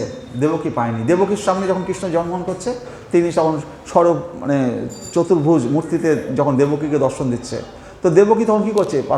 প্রণাম করছে, সন্তান, কিন্তু সেই বাৎসল্য রস দেবকী পায়নি, পেয়েছে কে? মা যশোদা। তো আবার কে আছে? নন্দ মহারাজ। নন্দ মহারাজের পায়ের জুতো কৃষ্ণ মাথায় করে নিয়ে যাচ্ছে। এই যে বাৎসল্য প্রেমের রসটা, এটা হচ্ছে আমরা বৃন্দাবনে পাচ্ছি। তারপরে আসছে হচ্ছে গোপীরা কৃষ্ণকে যেভাবে ভালোবাসে। তো মা যশোদা কৃষ্ণকে দুধ পান করাচ্ছে, বা কৃষ্ণ মাটি খেয়েছে, মা যশোদা বকছে, মুখের মধ্যে বিশ্ব ব্রহ্মাণ্ড দেখিয়ে দিচ্ছে। মা যশোদা ভাবছে আমার ছেলের বোধহয় ভূত পেতে ধরেছে, ওকে একটু গোবর জল দিয়ে চান করিয়ে দাও, মুখে একটু গোবর জল মুখে দিয়ে দাও। মা ফুটু দিয়ে মাথায় দিচ্ছে, আমার বাচ্চার বোধহয় ভূতে পেতে ধরেছে, ও সেই জন্য গোপালকেই করছে। সেই গোপালের মুখের মধ্যে সারা ব্রহ্মাণ্ড, মা যশোদা তাকে দুগ্ধ পান করাচ্ছে, এবং মা যশোদা দুগ্ধ পান করে গোপালের মুখ দিয়ে দুধ পড়ে যাচ্ছে। তাহলে সমগ্র ব্রহ্মাণ্ড সেই দুধের দ্বারা তৃপ্ত হয়ে সেই দুধ মুখের গোপালের মুখ দিয়ে গড়িয়ে পড়ছে। তাহলে মা যশোদা দুধ খেয়ে সমস্ত ব্রহ্মাণ্ড পুষ্ট হয়ে যাচ্ছে, এবং সেই দুধ আবার মুখ দিয়ে বেরিয়ে পড়ছে। তা আমরা যদি কটা ভিখারিকে আমরা ক টাকা দিতে পারবো? যদি আমরা গোবিন্দকে একটু পায়েস রান্না করে খাওয়াই, একটু অন্ন শুদ্ধ আচারে রান্না করে গোবিন্দকে দিই, গোবিন্দ যদি এতটুকু মুখে দেয়, তার ভিতরে যে অনন্ত কোটি ব্রহ্মাণ্ড আছে, কত কোটি জীব আছে, তারা পর্যন্ত পুষ্ট হয়ে যাবে। এটা তো আমরা বুঝতে চাইছি না। আমরা ভাবছি ভগবানকে দিয়ে কী হবে? আরে ভগবানকে দিয়ে তুমি কটা ভিখারিকে তুমি ক টাকা দেবে? আরে ভগবানকে যদি তুমি একটু পায়েস রান্না করে দাও, আর সে যদি একটু গ্রহণ করে, তাহলে অনন্ত কোটি ব্রহ্মাণ্ডের কত জীব যে পুষ্ট হয়ে যাবে, তাদের ভরণ পোষণ হয়ে যাবে, সেটা তুমি বুঝতে পারছো না। হরে কৃষ্ণ। তো এই তারপরে যে কান্তা প্রেম, কান্তা প্রেম হচ্ছে গোপীরা যেভাবে ভগবানকে ভালোবেসেছে। তারা পায়ে আলতা পরতো, মাথায় চুলে ফুল গুজতো।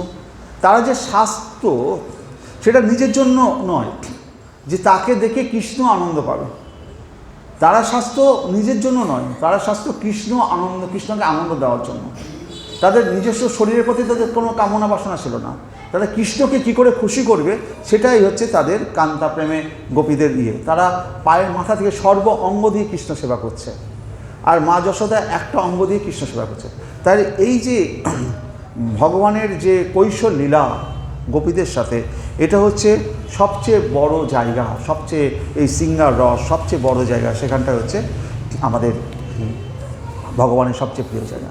তো শ্রী রামানন্দ মুখে সাধ্যের অবধি শোনা হইল। মহাপ্রভু আপত্তি করিয়া, আপত্তি তখনও মিটিতেছে না, কৃপা করি কহ প্রভু কয়ে এই সাধ্যাবধি সুনিশ্চয়, কৃপা করি কহ যদি আগে কিছু হয়। শ্রী রামারায় বলছেন সাধ্যের যে অবধির কথা বলা হয়েছে তারপরেও আরও কেউ শুনতে চাবে এরকম কোনো ব্যক্তি জগতে আছে বলে জানতামই না। মোর মুখে বক্তা তুমি, তুমি হও শ্রোতা, হৃদয়ে প্রেরণ করো জিহ্বায় কহ বাণী। বলছে রামানন্দ রায় বলছে যে আমি যে এত কথাগুলো বলছি, এই কথাগুলো কি আমি বলছি? আমি বলছি না, তুমি আমার হৃদয়ের মধ্যে বসে এগুলো আমার মুখ দিয়ে বলাচ্ছ, বলে তুমি শুনছো, তুমিই বলাচ্ছ, তুমিই শুনছো আমার মুখ দিয়ে। ইহার মধ্যে রাধা প্রেম, এবার আমার রায় বলছে ইহার মধ্যে রাধা প্রেম সাধ্য শিরোমণি, যাহার মহিমা সর্বশাস্ত্রেতে বাখানি। এত যে প্রেম, গোপীদের প্রেম, হ্যাঁ, এর মধ্যে রাধার প্রেম হচ্ছে সাধ্য শিরোমণি। অবধির পর শিরোমণি বলছেন শব্দটা। কান্তা বা প্রধানত দ্বিবিধ, একটা স্বকীয় কান্তা, একটা পরকীয় কান্তা। স্বকীয় কান্তা আপনার ঘরের যে স্ত্রী, এটা যে বিবাহ করে আপনি সংসারে নিয়ে আসেন, স্বকীয়। আর পরকীয়া কেমন? অন্যের স্ত্রীর প্রতি যদি, বা মানে কোনো স্ত্রী যদি অন্য পরপুরুষের প্রতি যদি ভালোবাসে, বা কৃষ্ণ অন্য কোনো বিবাহিত স্ত্রীর প্রতি কৃষ্ণ যদি প্রেম হয়, এটা হচ্ছে পরকীয়া প্রেম। এই পরকীয়া প্রেম একমাত্র বোঝেতেই পরকীয়া প্রেম, বোঝেতে হইল প্রচার। আর কোথাও কিন্তু পরকীয়া প্রেমের আচার অনুষ্ঠান এবং বোঝে এবং শ্রীকৃষ্ণ ছাড়া এই পরকীয়া প্রেম আর কারোর অধিকার নেই। তো বৈকুণ্ঠের লক্ষ্মীগণ ও দ্বারকার মহিষীগণ এটা স্বকীয় কান্তা ভাব। তাদের তো তারা শ্রীকৃষ্ণ রুক্মণী বলুন, সত্যভামা বলুন, কারোর সাথে কি প্রেম করে বিয়ে করেছে? তাদের বিভিন্ন জায়গার থেকে তাদেরকে তুলে নিয়ে এসে বিয়ে হয়েছে, কেউ দিয়েছে, তাদের পিতারা কৃষ্ণকে উপহার হিসাবে তাদের কন্যাকে কৃষ্ণের সাথে বিবাহ দিয়েছে, কোথাও কৃষ্ণ তাদেরকে জয় করে নিয়ে এসছে, হ্যাঁ, রুক্মণীকে তুলে নিয়ে এসে বিয়ে করেছে। এগুলোকে প্রেম করে তো বিয়ে করেনি, এগুলো হচ্ছে স্বকীয় প্রেম। 16,108টা মনীষীকে বিবাহ করেছে, এগুলো তো তার স্বকীয় প্রেম, এদের ঘরের বউ এরা কৃষ্ণের স্বকীয় প্রেম। আর হচ্ছে তাহলে দ্বারকায় বৈকুণ্ঠের লক্ষ্মীগণ, দ্বারকার মহিষীগণ, এগুলো স্বকীয় কান্তা ভাব। এইভাবে শ্রীকৃষ্ণের এইভাবে এই স্বকীয় প্রেমের শ্রীকৃষ্ণের কোনো আকর্ষণ নেই, কারণ স্বকীয় কান্তায় পূর্বরাগ মান প্রভৃতি না থাকায় রস উৎকর্ষ লাভ করে না। তো বিয়ের আগে যদি প্রেম হয়, তো প্রেম হলে কি হবে? সেখানে মান হবে, অভিমান হবে, এই যে জিনিসগুলো। রাধারানী প্রথম শুনলো ললিতার কাছে কৃষ্ণ, এই বোন কার? কৃষ্ণের।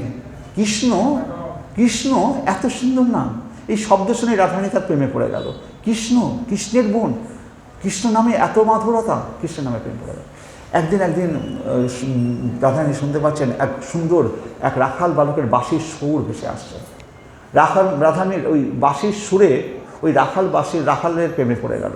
রাখালকে চোখে দেখতে পারেনি, শুধু বাঁশি শুনছে, ওই বাঁশিওয়ালার প্রেমে পড়ে গেল রাধারানী। তারপরে একদিন রাধারানীর কাছে একজন সখী একটা রাখাল বালকের ছবি এঁকে নিয়ে এসছে, কৃষ্ণের ছবি। ওই ছবি দেখে রাধারানী তার প্রেমে পড়ে গেল। রাধারানী বলছে, ললিতা, বিশাখা, একটা মনের কথা কই। কি মনের কথা? আমার জন্য একটা যে বড় জঙ্গলে লতা গাছে যে লতা পাওয়া যায়, ওই লতা এনে দিবি। ললিতা বলছে, লতা দিয়ে কী করবে? ওই লতা দিয়ে আমি গলায় ফাঁস লাগিয়ে গাছে ঝুলবো। কেন, তোমার কি হয়েছে? বলছে, তোদের তো একটা কথা বলা হয়নি। বলছে, তুমি সারাদিন আমাদের সাথে আমাদের আবার কি কোন কথা বলো নি, বলো দেখি।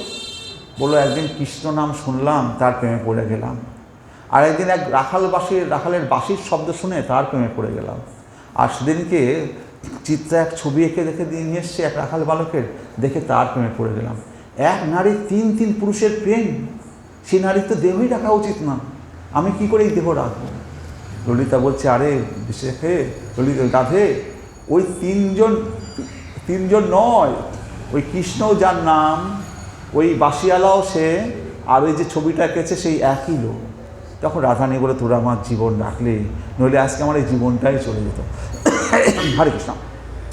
তারপরে কৃষ্ণের সাথে রাধারানীর যে মানগুলো হয়, সেই মানগুলো রাধারানী একদিন খুব সেজেছে।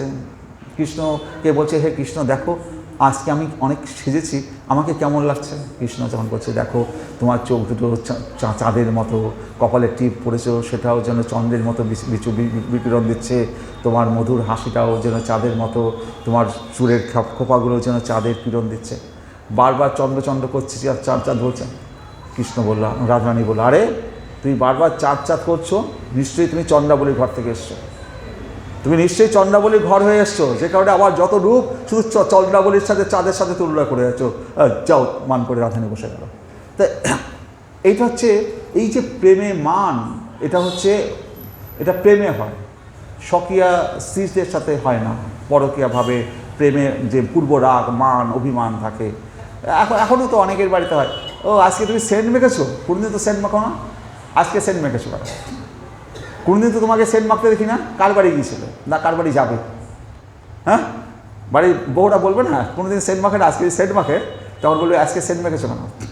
তোমার নিশ্চয়ই কোনো অভিসন্ধি আছে, তুমি কোথাও যাবে আর আজকে সেন্ট মেখে এসছো, কোথা থেকে পেলে সেন্টটা?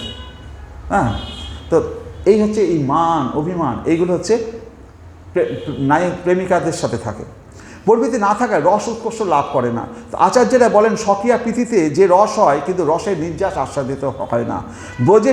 ব্রজদেবীগণের পরকীয়া কান্তা ভাব, পুরুষত্বের পরপুরুষ বুদ্ধি, এই ভাবনাতে রসের নির্যাস আস্বাদিত হয়। শ্রী গৌরহরি সনাতন গোস্বামীকে বেদান্ত পঞ্চদশীর একটা শ্লোক বলেছিলেন। আমাদের হুসেন শাহের দুই মন্ত্রী ছিল, রূপ গোস্বামী, সনাতন গোস্বামী। তো এরা যখন হুসেন শাহের মন্ত্রী রয়েছে, তাদের নাম, কারো নাম না কী ছিল, কি দরবেশ ছিল, হ্যাঁ হুজুরের নাম হরে কৃষ্ণ। তো এই রূপ গোস্বামী, সনাতন গোস্বামী তো প্রথমে তো নাম ছিল না, ওদের নাম ছিল দাবির খাস না দবির খাস, দবির খাস, আরেকটা ছিল, আসল নাম ছিল অমরা সমর। হ্যাঁ, তা এরা হুসেন শাহের মন্ত্রী, এরা মহাপ্রভুর সাথে মিলিত হতে চায়। ওরা মুসলমানদের আন্ডারে রয়েছে, গোপনে মহাপ্রভুর কাছে চিঠি লিখেছে যে আমরা আপনার শরণাগত হতে চাই, আপনার দর্শন পেতে চাই, আপনি কৃপা করুন, আপনি কৃপা করুন। বারবার চিঠি লিখছে, খবর পাঠাচ্ছে মহাপ্রভুর কাছে। মহাপ্রভু যে ওদেরকে খবর দেবে, সেই যুগে যদি সেটা ফাঁস হয়ে যায় বা কিছু হয়, মহাপ্রভু একটা শ্লোক লিখে পাঠালেন। পরব্যাসিনী নারী ব্যাগ্রাপী গৃহকর্মসু তদেব আস্বাদয় তান্ত নব সঙ্গ রসায়। বলছে, পরপুরুষ সত্তা নারী যেমন সংসারের সকল কর্তব্যগুলি করে, কিন্তু মন থাকে তার প্রিয় পুরুষের দিকে, সেই প্রকার গৃহভক্ত সংসারের সকল কর্তব্যগুলি সুষ্ঠুভাবে সমাধান করিবে, কিন্তু মন প্রাণ ফেলিয়া রাখিবে শ্রী গোবিন্দের চরণ পঞ্চ। বলছে, যে সমস্ত নারী পরপুরুষের সাথে প্রেম করে, তারা কি করবে, তারা বাড়িতে সব সময় কাজ দেখাবে। মা কোনটা করবো বলো, কী কাজ করবো? শাশুড়িকে বলছে এই কাজ করে দিচ্ছে, ওকে করে দিচ্ছে। আমার বোর মতো বউ হয় না, এই যেই কাজ টাজ করে, মা এবার তুমি ঘুমাও, একটু ঘুমাতে বসেছে, তখন সুজা টুক করে বেরিয়ে গিয়ে পরপুরুষের সাথে মিলে চলে এসছে। তো বলছি যে তোমরা গিয়ে থাকবে, কিন্তু মন যেন থাকে শ্রীকৃষ্ণের চরণে। তো তোমরা সনাতন গোস্বামী আর রূপ গোস্বামীকে বলছে দবির খাস ওদেরকে, তোমরা সনাতন হুসেন শাহের রাজত্বকালে তোমার মন্ত্রী হয়ে এমনভাবে কাজ করবে যেন ওরা বুঝতেই না পারে তোমাদের মন পড়ে আছে আমার দিকে। তোমরা যে আমার সাথে মিলিত হতে চাও, এটা যেন হুসেন শাহ ওরা বুঝতে না পারে। তোমরা মন প্রাণ দিয়ে তোমরা ওদেরকে ভুলিয়ে রাখবে, কিন্তু হৃদয়ের মনটা যেন পড়ে থাকে শ্রীকৃষ্ণ চরণে। সেইভাবে যেভাবে নারীরা এরকমভাবে থাকে, সেইভাবে তোমরা থাকো। তো ব্রজদেবীগণে এই ভাব নিরবধি, তার মধ্যে শ্রীরাধার ভাবের অবধি। তো ব্রজ গোপীদের মধ্যে সবসময় এই ভাব, কি করে সারাদিনের কাজকাম তাড়াতাড়ি গুছিয়ে নেবো, সন্ধ্যের সময় শ্রীকৃষ্ণ গোষ্ঠ থেকে ফিরবে, তাকে না দেখলে তো চলবে না। আজকে গোষ্ঠ থেকে যখন শ্রীকৃষ্ণ ফিরবে, তাকে দেখতে কেমন লাগবে, হ্যাঁ, আর শ্রীকৃষ্ণ যখন গোষ্ঠ থেকে ফিরবে, তাদের দিকে তাকাবে, তাদের মান বর্ধন করবে। এটাও কৃষ্ণের ছিল। তাহলে প্রেম বর্ধিত হইয়া গাঢ়তমতা হইয়া ক্রমে স্নেহ, মান, প্রণয়, রাগ, অনুরাগ, ভাব এই 6 কক্ষা পার হইয়া তারপর মহাভাব ভূমিতে স্থিত হয়। আর অন্যান্য ব্রজদেবগণের কৃষ্ণানুরাগ এই শেষ অভিব্যক্তি যে অবধি ভূমিতে পৌঁছায় না, একমাত্র শ্রীরাধার কৃষ্ণপ্রীতি পরম অবধিতে অধীরূঢ় হইয়া থাকে। তাহলে এই যে স্নেহ, মান, প্রণয়, রাগ, অনুরাগ, ভাব, এই 6টা কক্ষ পার হয়ে তারপর মহাভাব স্বরূপিণী শ্রী রাধারানী। তো মহাভাব স্বরূপিণী একমাত্র শ্রী রাধার ক্ষেত্রেই হয়। তার আগে অন্যান্য গোপীরা মান, স্নেহ এগুলো পায়, অনুরাগ ভাব, কিন্তু এই মহাভাব স্বরূপিণী শ্রী রাধা রানী একমাত্র অধিরূঢ় ভাব শ্রী রাধা রানীর ক্ষেত্রে একমাত্র পাওয়া যায়। মহাভাব স্বরূপেও গুণই রতিম বরিয়সী রাধা ভাবই যে সাধ্য শিরোমণি ইয়া স্থাপন করিলেন। রাস রজনীতে শ্রীকৃষ্ণ যখন শ্রী রাধাকে লইয়া অন্তর্ধান করিতে ইচ্ছা করিলেন, তখন গোপীগণ পাছে কিছু মনে করে এই আশঙ্কায় সকলের অলক্ষ্যে শ্রী রাধাকে লইয়া কৃষ্ণ চুরি করে পালিয়ে চলে গেছিলেন। তো রাস রজনীতে কী হয়েছিল? রাস রজনীতে ভগবান শ্রীকৃষ্ণ গোপীদের সাথে শতকোটি শ্রীকৃষ্ণ তার শতকোটি শ্রীকৃষ্ণ হয়ে তাদের সাথে ভুজদণ্ড গৃহীত কণ্ঠ হয়ে তাদের সাথে নৃত্য করছে, তাদের গলায় হাত ধরে নৃত্য করছে। আর সমস্ত গোপীরা ভাবছে কৃষ্ণ আমার সাথে নৃত্য করছে। শুধু তারা কৃষ্ণ যে এরকম যে শতকোটি কৃষ্ণ শতকোটি গোপীর সাথে শতকোটি রূপে তিনি লীলা করছেন, গোপীরা ভাবছে আমার সাথেই কৃষ্ণ নৃত্য করছে। আর কৃষ্ণ নৃত্য করছে সেই সময় সমস্ত গোপীরা রাধার কৃপায় সবাই রাধা ভাব প্রাপ্ত হয়েছে। তবু কৃষ্ণ সেই রাধা ভাবের গোপীদের সাথে তিনি শতকোটি কৃষ্ণ শতকোটি। এবার এই গোপীদের মধ্যে একটা আসলো, আরে স্বয়ং ব্রহ্মাণ্ডপতি শ্রীকৃষ্ণ সে কিনা আমার ভুজদণ্ড গৃহীত হয়ে নৃত্য করছে, তাহলে আমি যা স্বয়ং লক্ষ্মীদেবী পায় না নারায়ণের পত্নী, আমি তা পেয়েছি, তাহলে আমি কত বড় ভাগ্যবতী। তো কৃষ্ণ ছেড়ে তখন নিজের প্রতি অহংকারটা চলে আসছে। আর রাধারানী দূর থেকে দেখছেন যে আজকে কৃষ্ণ সমস্ত শতকোটি গোপীর সাথে নৃত্য করছে, আমি যে তার প্রিয়, আমার যে একটু স্পেশাল আমি ভগবানকে সাধনা করি, তাহলে তার কি কোনো মূল্য নেই? এই সাধারণ প্রেমতা দেখছি। রাধারানী মান করে বসে আছেন। তো রাধারানী মান করে বসে আছে, আর ব্রজের গোপীর আর অন্যান্য গোপীদের মধ্যে মদমত্ততা এসছে। তাদের মদমত্ততার জন্য ভগবান তাদের থেকে অন্তর্ধান হয়ে গেলেন। আর রাধারানী মান করেছে বলে রাধারানীকে তাদের ওখান থেকে চুরি করে নিয়ে চলে গেলেন। তাহলে শ্রীকৃষ্ণের এই অনাপেক্ষায় রাধার প্রতি তাহার যে প্রীতি যে সর্বাধিক, ইহা প্রমাণিত হয়ে গেল যে শ্রীকৃষ্ণের রাধার প্রতি প্রীতি, নইলে পরে সবাইকে ছেড়ে রাধাকে নিয়ে এসে চুরি করলো। তো শ্রীকৃষ্ণের রাধা প্রীতি যে যদি সর্বাধিক না হয়, তাহলে শ্রীরাধারও কৃষ্ণপ্রেম সর্বাতিশায়ী হইতে পারে না। সুতরাং শ্রীরাধার প্রেম সাধ্য শিরোমণি সিদ্ধান্তে দাঁড়াতে পারে না যদি চুরি না করতো। রায় কহে তবে শোনো রাধা প্রেমের মধুরিমার কথা শোনো, ত্রিজগতে রাধা প্রেমের নাহিক উপমা। শ্রীরাধা হইলেন বামা নায়িকা, কারণে অকারণে মান তার লাগিয়াই থাকে। রাস রজনীতে প্রত্যেকটি গোপিকার পাশেই এক একটি সম্যক রসবিগ্রহ শ্রীকৃষ্ণ বিরাজমান ছিলেন। অন্যান্য দিন এরূপ বিলাস হয় না। আজকে প্রত্যেকটি গোপীর পাশে এক একটা করে শ্রীকৃষ্ণ রয়েছে। অন্য দিন কি হয়, শ্রীকৃষ্ণ রাধারানীর সাথে থাকেন আর অন্যান্য গোপীরা তাদেরকে সেবা করেন। কিন্তু আজকে রাসলীলায় কী হচ্ছে, প্রত্যেক গোপীর সাথে শ্রীকৃষ্ণ বিরাজ করছে। তো অন্যান্য দিন এইরকম বিলাস হয় না। রাস রজনীর অভিনবত্ব হইল এই যে সেদিন প্রত্যেকেই স্বাধীনভাবে স্বাদ মিটাইয়া প্রাণবল্লভ শ্রীকৃষ্ণকে আস্বাদন করিতেছিলেন। প্রত্যেক গোপীর পাশে শ্রীকৃষ্ণ আছেন।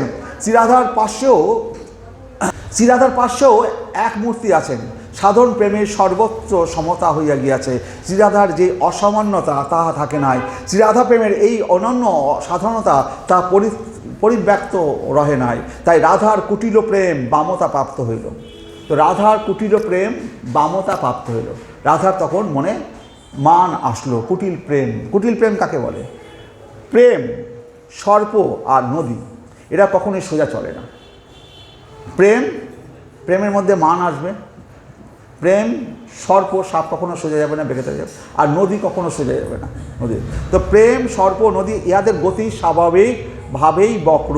তাহাতে শ্রীরাধার স্বরূপত বামা নায়িকা দক্ষিণা নহেন, অকারণেও মানময়ী থাকেন। তাহলে শ্রীরাধা হচ্ছে বামা নায়িকা, আর চন্দ্রাবলী এবং তাদের যে গ্রুপ তারা হচ্ছে দক্ষিণা নায়িকা।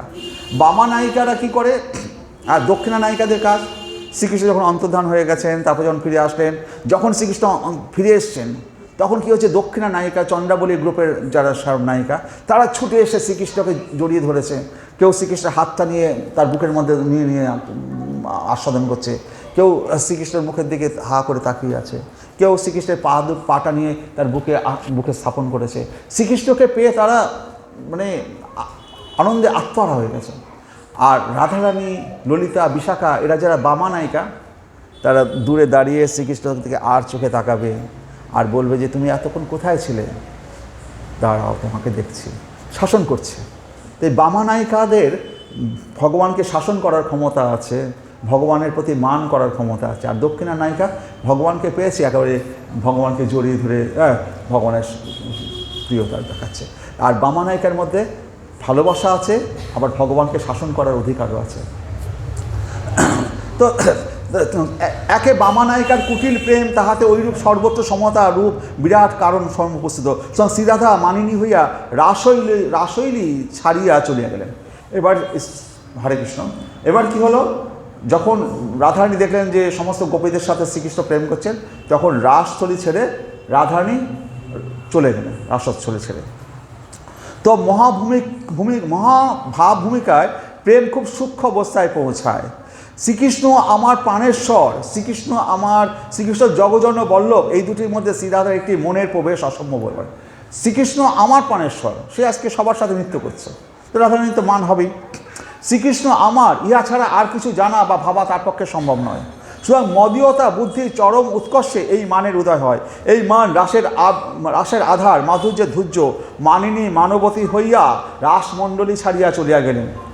বা যাহামাত্র রাধারানী রাসমণ্ডল ছেড়ে চলে গেছেন, তাহাকে দেখিতে না পাইয়া ব্যাকুল হইয়া শ্রীকৃষ্ণও তাহাকে অনুসন্ধান করিবার জন্য রাসস্থলী ত্যাগ করিয়া চলিয়া গেলেন। বা রাধারানী যখন রাস ছেড়ে চলে গেছেন, যখন রাধারানীকে দেখতে পেলেন না, শ্রীকৃষ্ণ রাসে নেই, সাথে সাথে শত কোটি গোপীকে শ্রীকৃষ্ণ ছেড়ে শ্রীকৃষ্ণ চলে গেলেন রাধা খুঁজতে। তাহলে শত কোটি গোপীও শ্রীকৃষ্ণকে সন্তুষ্ট বিধান করতে পারছে না, এক রাধা রানী ছাড়া। শ্রীকৃষ্ণের লীলাবিলাস করিয়া রাসাদি লীলা সম্বন্ধে শ্রীমদ্ ভাগবতই প্রমাণম অমলম। ভাগবতের রাসে অন্তর্ধানের শ্লোকটি এরকম করা আছে, তাসাম তৎ সৌভাগ্য মদম বৃক্ষ মানঞ্চ কেশব প্রসমায় প্রসাদায় তত্রই বান্তর ধীয়ত। তো ভগবান কেশব গোপীগণের সৌভাগ্য মদম বৃক্ষ, সৌভাগ্যজনিত অত্যন্ত গর্বভাব দর্শন করে তাদের সেই গর্ব প্রশমনের জন্য প্রসমায় প্রসাদায় তাদের প্রতি কৃপা বশত তৎক্ষণাৎ অন্তর্ধীয়তে অন্তর্হিত হলেন। তাহাদের গোপীদেরও তাহার শ্রী রাধার সৌভাগ্যজনিত মদ ও মান দর্শন করিয়া কেশব তার সেই গর্ব করা গোপীদেরকে প্রশমন ও মানকে প্রসাদন করিবার জন্য, রাধারানীর মানকে গুরুত্ব দেওয়ার জন্য রাধারানীকে নিয়ে শ্রী অন্তর্ধান করেছেন। তো জয়দেব গোস্বামী রাধার মনের কথাটি স্পষ্ট করে বলেছেন তার গীত গোবিন্দ গীতে। প্রত্যেক গোপিকার পাশেই এক কৃষ্ণ আছেন। শ্রীরাধা দেখিলেন শ্রীকৃষ্ণ অপর গোপীর সঙ্গে নৃত্য করিতেছেন। শ্রীরাধা এই কথা ভাবিতেই খণ্ডিতা নায়িকার ভাবে ক্রমে দুর্জয় মানবতী হইলেন, রাসমণ্ডলী ছাড়িয়া চলিয়া গেলেন। ক্রোধ করি রাস ছাড়ি গেলা মান করি, তারে না দেখিয়া ব্যাকুল হইল শ্রীহরি। জয়দেব গীতগোবিন্দের এই দুটি শ্লোক বিচার করলে একটা পাওয়া যাবে, কংসারী ওপি সংসার বাসনা বদ্ধ শৃঙ্খলম রাধা মাধায় হৃদয়ে তত্ত্যাজ ব্রজ সুন্দরী। সংসার বাসনা বদ্ধ শৃঙ্খলম, শ্রীকৃষ্ণের নাম হচ্ছে কংসারী। কংস শব্দের অর্থ হচ্ছে ভোগ বাসনা, তাহার তিনি ওরি কংসারী, যাহার স্মরণে সকল ভোগ বাসনা দূরীভূত হয়। সেই শ্রীকৃষ্ণের একটি সম্যকসার বাসনা আছে, সেইটি হলো রাসলীলা। এই বাসনা ধ্বংসকারী অপূর্ব, ইহা বাসনা ধ্বংসকারী একটা অপূর্ব বাসনা। যদি আমরা রাসলীলা শ্রবণ করি তাহলে কী হবে, আমাদের যে সমস্ত বাসনা, কাম বাসনা, লোভ লালসা সমস্তগুলো দূরীভূত হয়ে যায় রাসলীলা শুনলে পরে। রাসলীলা শুনলে সমস্ত কাম দূরীভূত হয়। সেই রাসলীলাতে একটা শৃঙ্খলা রয়েছে, সেইটি হলো রাধা। কি বলছে, কংসার অপি সংসার বাসনা বদ্ধ শৃঙ্খলা। এই শৃঙ্খলা কি, রাধা। শ্রী রাধা দ্বারাই রাসলীলা শৃঙ্খলিত। আমরা পূর্বে শুনিয়া বলিয়াছি কি, রাসলীলায় প্রত্যেক গোপিকায় স্বাধীনভাবে শ্রীকৃষ্ণকে পেয়েছিল, স্বাধীনভাবে শ্রীকৃষ্ণের রাসলীলা করছিল। এ কথা ঠিক বলা হয় না। আগে যে বললাম শ্রীকৃষ্ণর সাথে প্রত্যেক গোপীরা একসাথে নৃত্য করছিল, তারা স্বাধীনভাবে তাদের সাথে নৃত্য করছিল, কিন্তু এ কথা ঠিক বলা হয় নাই। যদি তাহাই হইতো, তা হইলে একমাত্র শ্রীরাধার অন্তর্ধানে রাসমণ্ডলী এমন ছিন্ন ভিন্ন হয়ে যেত না। যা মাত্র শ্রীরাধা রাসলীলা ছেড়ে চলে গেলেন, সাথে সাথে শ্রীকৃষ্ণ তাদের সেখান থেকে অন্তর্ধান হয়ে গেলেন। তো যদি প্রত্যেক গোপী শ্রীকৃষ্ণকে পেতেন, সত্যি করেই পেতেন, তাহলে শুধু একমাত্র শ্রীরাধার অন্তর্ধানেই সমস্ত রাসমণ্ডলী ছন্নভন্ন হয়ে যেত না, সবার কাছ থেকে শ্রীকৃষ্ণ উধাও হয়ে যেতেন না। আসলে সেদিন শ্রীরাধার কৃপায় সকল গোপী রাধাতুল্য হইয়া শ্রীকৃষ্ণের সুখবিধানে অধিকারী হইয়াছিল। রাধার কৃপা সূত্রই মূল হেতু। তো রাধার কৃপা সূত্র কেমন? কতগুলি ফুল যে সুসংবদ্ধ হয়ে একটা মালা গাঁথা হয়েছে, কণ্ঠে দুলছে, কৃষ্ণের কণ্ঠে একটা সুসংবদ্ধ হয়ে অনেকগুলো ফুল মালা গাঁথা হয়েছে, দুলছে, তার মাঝখানে কি আছে? একটা সুতো আছে। সেটা হচ্ছে অন্তরালে সেই সূত্রটি হলো তার মূল কারণ। যদি সুতো না থাকে এই মালা কৃষ্ণের কণ্ঠে দুলবে না। তো ফুল স্বাধীনভাবে কণ্ঠে দোলে না, সূত্রই তাকে কণ্ঠে দুলিবার জন্য শক্তি যোগায়। সেই শৃঙ্খলা রূপিণী রাধা সূত্রের অন্তর্ধানেই সমগ্র রাসলীলা বিপর্যস্ত। ইহাতেই বোঝা যায় শ্রীরাধা সকল গোপীর শিরোমণি।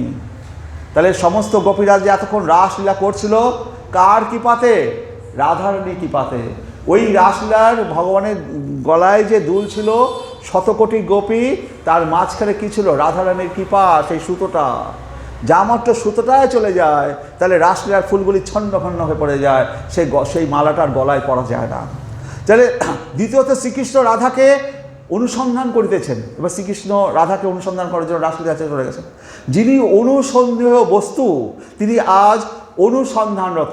ভগবান শ্রীকৃষ্ণকে সবাই অনুসন্ধান করতে যায়, আর আজকে শ্রীকৃষ্ণ রাধাকে অনুসন্ধান করতে চলেছে। এই বৈপরীত্য অতীব আশ্চর্য এক কথা। যিনি সর্বচিত্তাকর্ষক, তিনি আজ কাহার টানে আকৃষ্ট? যিনি সর্ব সাধনার ধন শ্রীকৃষ্ণ, শ্রীরাধা তাহারও আরাধনার ধন, সাধ্য শিরোমণি। আজকে শ্রীকৃষ্ণের আরাধনার ধন হয়ে গেছে রাধারানী, যিনি সকলে শ্রীকৃষ্ণকে আরাধনা করে। আর শ্রীকৃষ্ণ ছুটছে রাধারানীর জন্য। রাধা মাধায় হৃদয়ে, শ্রী রাধাকে হৃদয়ে ধারণ করিয়া ব্রজ সুন্দরীগণকে ত্যাগ করেন। রাধা মাধায় হৃদয়ে, তো শ্রী রাধাকে হৃদয়ে ধারণ করে শ্রীকৃষ্ণ ব্রজ সুন্দরীগণকে ত্যাগ করলেন। পূর্বে বলা হয়েছে চলিয়া গিয়েছেন, কৃষ্ণ রাসলীলা ছেড়ে অন্তর্ধানে চলে গেছেন। তৎপরে বলেছেন রাধাকে হৃদয়ে ধারণ করিয়া শ্রীকৃষ্ণ চলিলেন। তো রাধা তো আগেই চলে গেছে, তো রাধাকে হৃদয়ে ধারণ করলেন কী করে? ধারণ করে শ্রীকৃষ্ণ চলিতেছেন। তো চলিলেন আবার রাধা অন্বেষিতে, আবার রাধাকে খোঁজার জন্য। যিনি নাই তাহাকে হৃদয় ধারণটা কীরূপ? হৃদয়ে যিনি ধৃত তার আবার অনুসন্ধান কিসের কীদৃশ? অর্থাৎ শ্রীরাধার ভাবকে হৃদয়ে ধরিয়া হৃদয়ে রাধা ভাব লইয়া ব্রজ সুন্দরীগণকে ত্যাগ করিলেন। বিরহে রাধা ভাবময় হইয়াছেন, বিরহে তন্ময়ং জগৎ। তাহলে বিরহে রাধা ভাবকে অঙ্গীকার করে তিনি বৃন্দাবন শ্রীরাধার ভাবটিকে হৃদয়ে ধারণ করিয়াছেন। শ্রীরাধার ভাব হৃদয়ে ধারণ করিয়া হা রাধে বলিয়া নিয়ত অনুসন্ধানরত শ্রীকৃষ্ণই বক্তা শ্রী রামারায়ের সম্মুখে জিজ্ঞাসুরূপে উপবিষ্ট শ্রী চৈতন্য মহাপ্রভু আমাদের সেই গোড়া। আজকে ওই গোড়া রাধা ভাবকে অঙ্গীকার করে হা রাধে বলে আমাদের নবদ্বীপের রাস্তায় যে হা রাধে বলে গোড়াগড়ি খাচ্ছে, পুরী থেকে গড়াগড়ি খাচ্ছে, সেই চৈতন্য মহাপ্রভুতে স্বয়ং শ্রীকৃষ্ণ। তিনি আজকে রামারায়ের কাছে যখন কথা শুনছেন, সেই রামারায়ের সামনে বসে সেই অনুসন্ধানরত শ্রীকৃষ্ণই বক্তা শ্রী রামারায়ের সম্মুখে জিজ্ঞাসুরূপে উপবিষ্ট শ্রী চৈতন্য মহাপ্রভু আমাদের সেই গোড়া, সচী মাতার ছেলে। ব্রজের অনুসন্ধানের পরমধ্যন বিদ্যানগরে গোদাবরী নদীর তটে বসিয়া আজ যেন ধরা পড়ে যাচ্ছে। সাধ্য শিরোমণি রাধা ভাব অতি মধুর। সেই ভাব যখন শ্যাম সুন্দর অঙ্গীকার করেন তখন মধুরতর। সেই ভাব অঙ্গীকারে যখন দেহ কান্তিও বদলাইয়া যায় তখন মধুরতম। গৌরী ভাবাবিষ্ট কৃষ্ণ, গৌরীকৃত কৃষ্ণ, গৌরাঙ্গীকৃত কৃষ্ণ মধুরতম।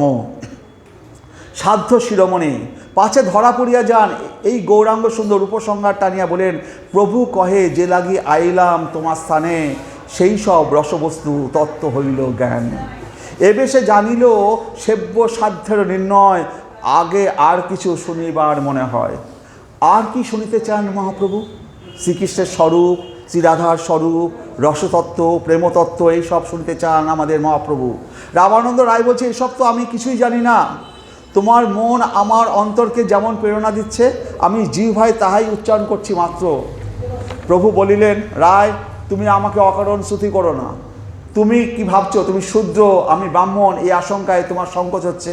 তবে শোনো রামা রায়, সংসারে তিনি গুরুপদবাচ্য, যিনি শ্রীকৃষ্ণ তত্ত্ববেত্তা, তিনি ব্রাহ্মণ হন, শূদ্র হন, গৃহী হন, তপস্বী হন, যাই হোক না কেন তুমি কৃষ্ণ তত্ত্ববেত্তা, সুতরাং গুরু কৃষ্ণ কথা শুনাইয়া তৃপ্তি দান করো আমায়। শ্রীকৃষ্ণ সকল অবতারের মূল, তিনি নিখিল বিশ্বের পরম আশ্রয়। শ্রীকৃষ্ণের দেহখানি সচ্চিদানন্দময়, শ্রীকৃষ্ণ অপ্রাকৃত নবীন মদন। মদন মানে বলে তাকে যে চিত্তে মত্ততা জন্মায়, সে জাগতিক বস্তুতে প্রলোভন জন্মায়, সে হচ্ছে প্রাকৃত মদন। প্রাকৃত মদন কি? কামদেব মদন। সে প্রাকৃত মদন কি? সে পঞ্চস্বর মারে, তার মধ্যে কাম, প্রেম, জাগতিক বস্তুতে তার মধ্যে লোভ লালসা জাগে, সেই জাগতিক প্রাকৃত মদন। আর যিনি অপ্রাকৃত বস্তুতে লালসা জন্মান, তিনি হচ্ছে অপ্রাকৃত মদন। শ্রীকৃষ্ণের সৌন্দর্য মাধুর্য নিজের প্রতি আস্বাদনের নিমিত্ত নিজেরও ভক্তগণের অন্তরে তীব্র লালসা জাগানো, তাই তিনি অপ্রাকৃত মদন। তাহলে ভক্তদের মধ্যে অপ্রাকৃত মদন, সে শ্রীকৃষ্ণ কী করেন? ভগবানের প্রতি প্রেম ভালোবাসা জাগায়। আর প্রাকৃত মদন কী করে? এই জাগতিক বস্তুতে লোভ, সোনা দেখলে লোভ লাগে, সোনার দাম কমলো কিনা আগে খোঁজ করে, তারা জাগতিক বস্তুতে লোভ করে। আর অপ্রাকৃত মদন শ্রীকৃষ্ণ, তিনি তার কথার দ্বারা ভক্তকে তিনি আকর্ষণ করেন, তিনি হচ্ছে অপ্রাকৃত। শ্রীকৃষ্ণ অখিল রসামৃত মূর্তি, নিখিল রসের তিনি বিষয় ও আশ্রয়। বিষয়রূপে আশ্রয়। যখন শ্রীদাম সখারা তাদের উচ্ছিষ্ট ফল, এটে ফল, কৃষ্ণ ফলটা খুব মিষ্টি হয়েছে রে, আমার মা দিয়েছে, আমি এক কামড় খেয়ে ফেলেছি, তুই বাকিটা। তো শ্রীদাম সখা শ্রীকৃষ্ণ মুখে যখন উচ্ছিষ্ট ফল তুলিয়া দেয়, তখন শ্রীকৃষ্ণ সক্ষরসের বিষয়। আবার শ্রীকৃষ্ণ যখন প্রেম ভরে সখার মুখে তার ফলটা, নিজের উচ্ছিষ্ট ফলটা তুলিয়া দেন, তখন তিনি সক্ষ রসের আশ্রয়। সিরূপ প্রত্যেকটি রস সম্বন্ধে সত্য, এই যে সক্ষরস, দাস্যরস, বৎসরস, মধুর রস, প্রত্যেকটিকেই একটা আশ্রয় এবং বিষয় এর মধ্যে আদান প্রদান হচ্ছে। নানা ভক্তের রসামৃত নানাবিধ হয়, সেই সব রসামৃতের বিষয় আশ্রয়। সকল রসের রাজা সিঙ্গার রস বা মধুর রস, এই রসের মধ্যে সকল রস হচ্ছে অন্তহীন হয়ে আছে। তাহলে আমরা শান্তরস, দাস্যরস, সক্ষরস, বাৎসল্যরস, মধুর রস। তো দাস্যরসে যেটা আছে তার থেকে বেশি আছে মধুর রসে। সেখানে মধুর রসে ভগবান কখনো ভগবানের সেবা করছে, কখনো ভগবানের সাথে খেলা করছে। সক্ষ রসে, বাৎসল্য রসে মা যশোদার সাথে সেখানে দাস্য সক্ষ তো আছেই, সেখানে বাৎসল্য রসটা এক্সট্রা আছে। আর মধুর রসে শান্ত, দস্য, সক্ষ, বাৎসল্য সব কটা রস এই মধুর রসের মধ্যে রয়েছে। তাহলে বলছে এই রসের মধ্যে সকল রস অন্তলীন হয়ে রয়েছে। শ্রীকৃষ্ণ সিঙ্গার রস রাজ মূর্তিধর। মধুর রসে ঘনীভূত প্রতিমা হচ্ছে শ্রীকৃষ্ণ, রূপ ও মাধুর্য, সর্বচিত্ত আকর্ষণ, নিজেকে পর্যন্ত, অতএব আত্মা পর্যন্ত সর্বচিত্ত হর। কেবল নিজের রূপে নিজে আকৃষ্ট নহেন, নিজে আলিঙ্গন করিয়া আস্বাদন করিতেও নিজে সর্বদা লালায়িত হন। ভগবান শ্রীকৃষ্ণ কখনো যমুনার তীরে যখন তার নিজের ছবিটা দেখেন, তখন নিজেকেই নিজে আলিঙ্গন করতে চান। এই লালসার পূর্ণ পরিণতি শ্রী গৌর সুন্দর আপনে আপনা চাহে করিতে আলিঙ্গন। সেই কারণে শ্রীকৃষ্ণ চৈতন্য মহাপ্রভু হয়ে এসছেন, রাধা ভাবকে অঙ্গীকার করে শ্রীকৃষ্ণকে আলিঙ্গন করবেন বলে। স্বয়ং শ্রীকৃষ্ণ নিজেই নিজেকে আলিঙ্গন করবে বলে তিনি আজ গৌর হয়ে এসছেন। পাছে নিজে ধরা পড়েন এই আশঙ্কায় বুঝি রামারায়ের অন্তরে প্রেরণা দিয়ে আলোচনার হঠাৎ শেষ করে হচ্ছেন মহাপ্রভু। তখন মহাপ্রভু বলছে, তুমি আমাকে কৃষ্ণের কথা বলো, কৃষ্ণের গুণের কথা বলো। চিৎ শক্তি, মায়া শক্তি ও জীব শক্তি। চিৎ শক্তির অপর নাম হচ্ছে অন্তরঙ্গা শক্তি, আর হচ্ছে স্বরূপ শক্তি। মায়া শক্তির অপর নাম বহিরঙ্গা শক্তি, জীব শক্তির অপর নাম হচ্ছে তটস্থা শক্তি। ইহাদের মধ্যে চিৎ শক্তি ও স্বরূপ শক্তি সর্বোপরি। শ্রীকৃষ্ণ সচ্চিদানন্দময়, সুতরাং স্বরূপ শক্তির তিন রূপ: সদংশে সন্ধিনী, চিদংশে সম্বিত, আনন্দাংশে আহ্লাদিনী। যে শক্তি শ্রীকৃষ্ণকে সুখাস্বাদন করান তিনি হলেন আহ্লাদিনী শক্তি। এই আহ্লাদিনী শক্তি কার? রাধারানীর মধ্যে। তিনি শ্রীকৃষ্ণকে, কৃষ্ণ ভক্তকে সুখাস্বাদন করান, তিনি হচ্ছেন আহ্লাদিনী শক্তি, রাধারানী। আহ্লাদিনী শক্তির নির্যাস হইল প্রেম। আহ্লাদিনী শক্তির নির্যাসকে প্রেম। আনন্দের অনুভব রূপ চিন্ময় রসেই প্রেমের প্রকাশ ও বিকাশ। প্রেমের ঘনীভূত অবস্থা হচ্ছে মহাভাব, আর সেই মহাভাবের মূর্তিকে শ্রী রাধা। যে পরমা শক্তি শৃঙ্গার রসরাজ মূর্তিধর শ্রীকৃষ্ণকে ওই রসানন্দ আস্বাদন করান, তিনি হচ্ছেন শ্রী রাধা। তাহলে শ্রী পরমা শক্তি শৃঙ্গার রসরাজ মূর্তিধর শ্রীকৃষ্ণকে যে রসানন্দ আস্বাদন করান, শ্রীকৃষ্ণকে যে রসানন্দ আস্বাদন করান, তিনি কে? তিনি হচ্ছেন শ্রী রাধা। মহাভাবময়ী শ্রী রাধা কী কার্য করেন? চিন্তামণি যেমন সকল বাঞ্ছা পূর্ণ করে, সেইরূপ শ্রী রাধাও রসরাজের সকল বাঞ্ছা পূর্তি করেন। কৃষ্ণ বাঞ্ছা পূর্তি রূপ করে আরাধনে। একা শ্রীরাধায় যদি শ্রীকৃষ্ণের সকল বাঞ্ছা পূর্ণ করেন, তাহলে সখীগণের আর প্রয়োজনীয়তা কোথায়? সমস্ত কৃষ্ণের সমস্ত বাঞ্ছায় যদি রাধা একাই পূর্ণ করতে পারে, তাহলে শতকোটি গোপীর কি দরকার ছিল? আবার বহু প্রিয়া সহ বিলাস জাত সুখাস্বাদনে যদি কৃষ্ণার বাঞ্ছা হয়, তাহলে একা কি উপায় পূর্ণ করবে?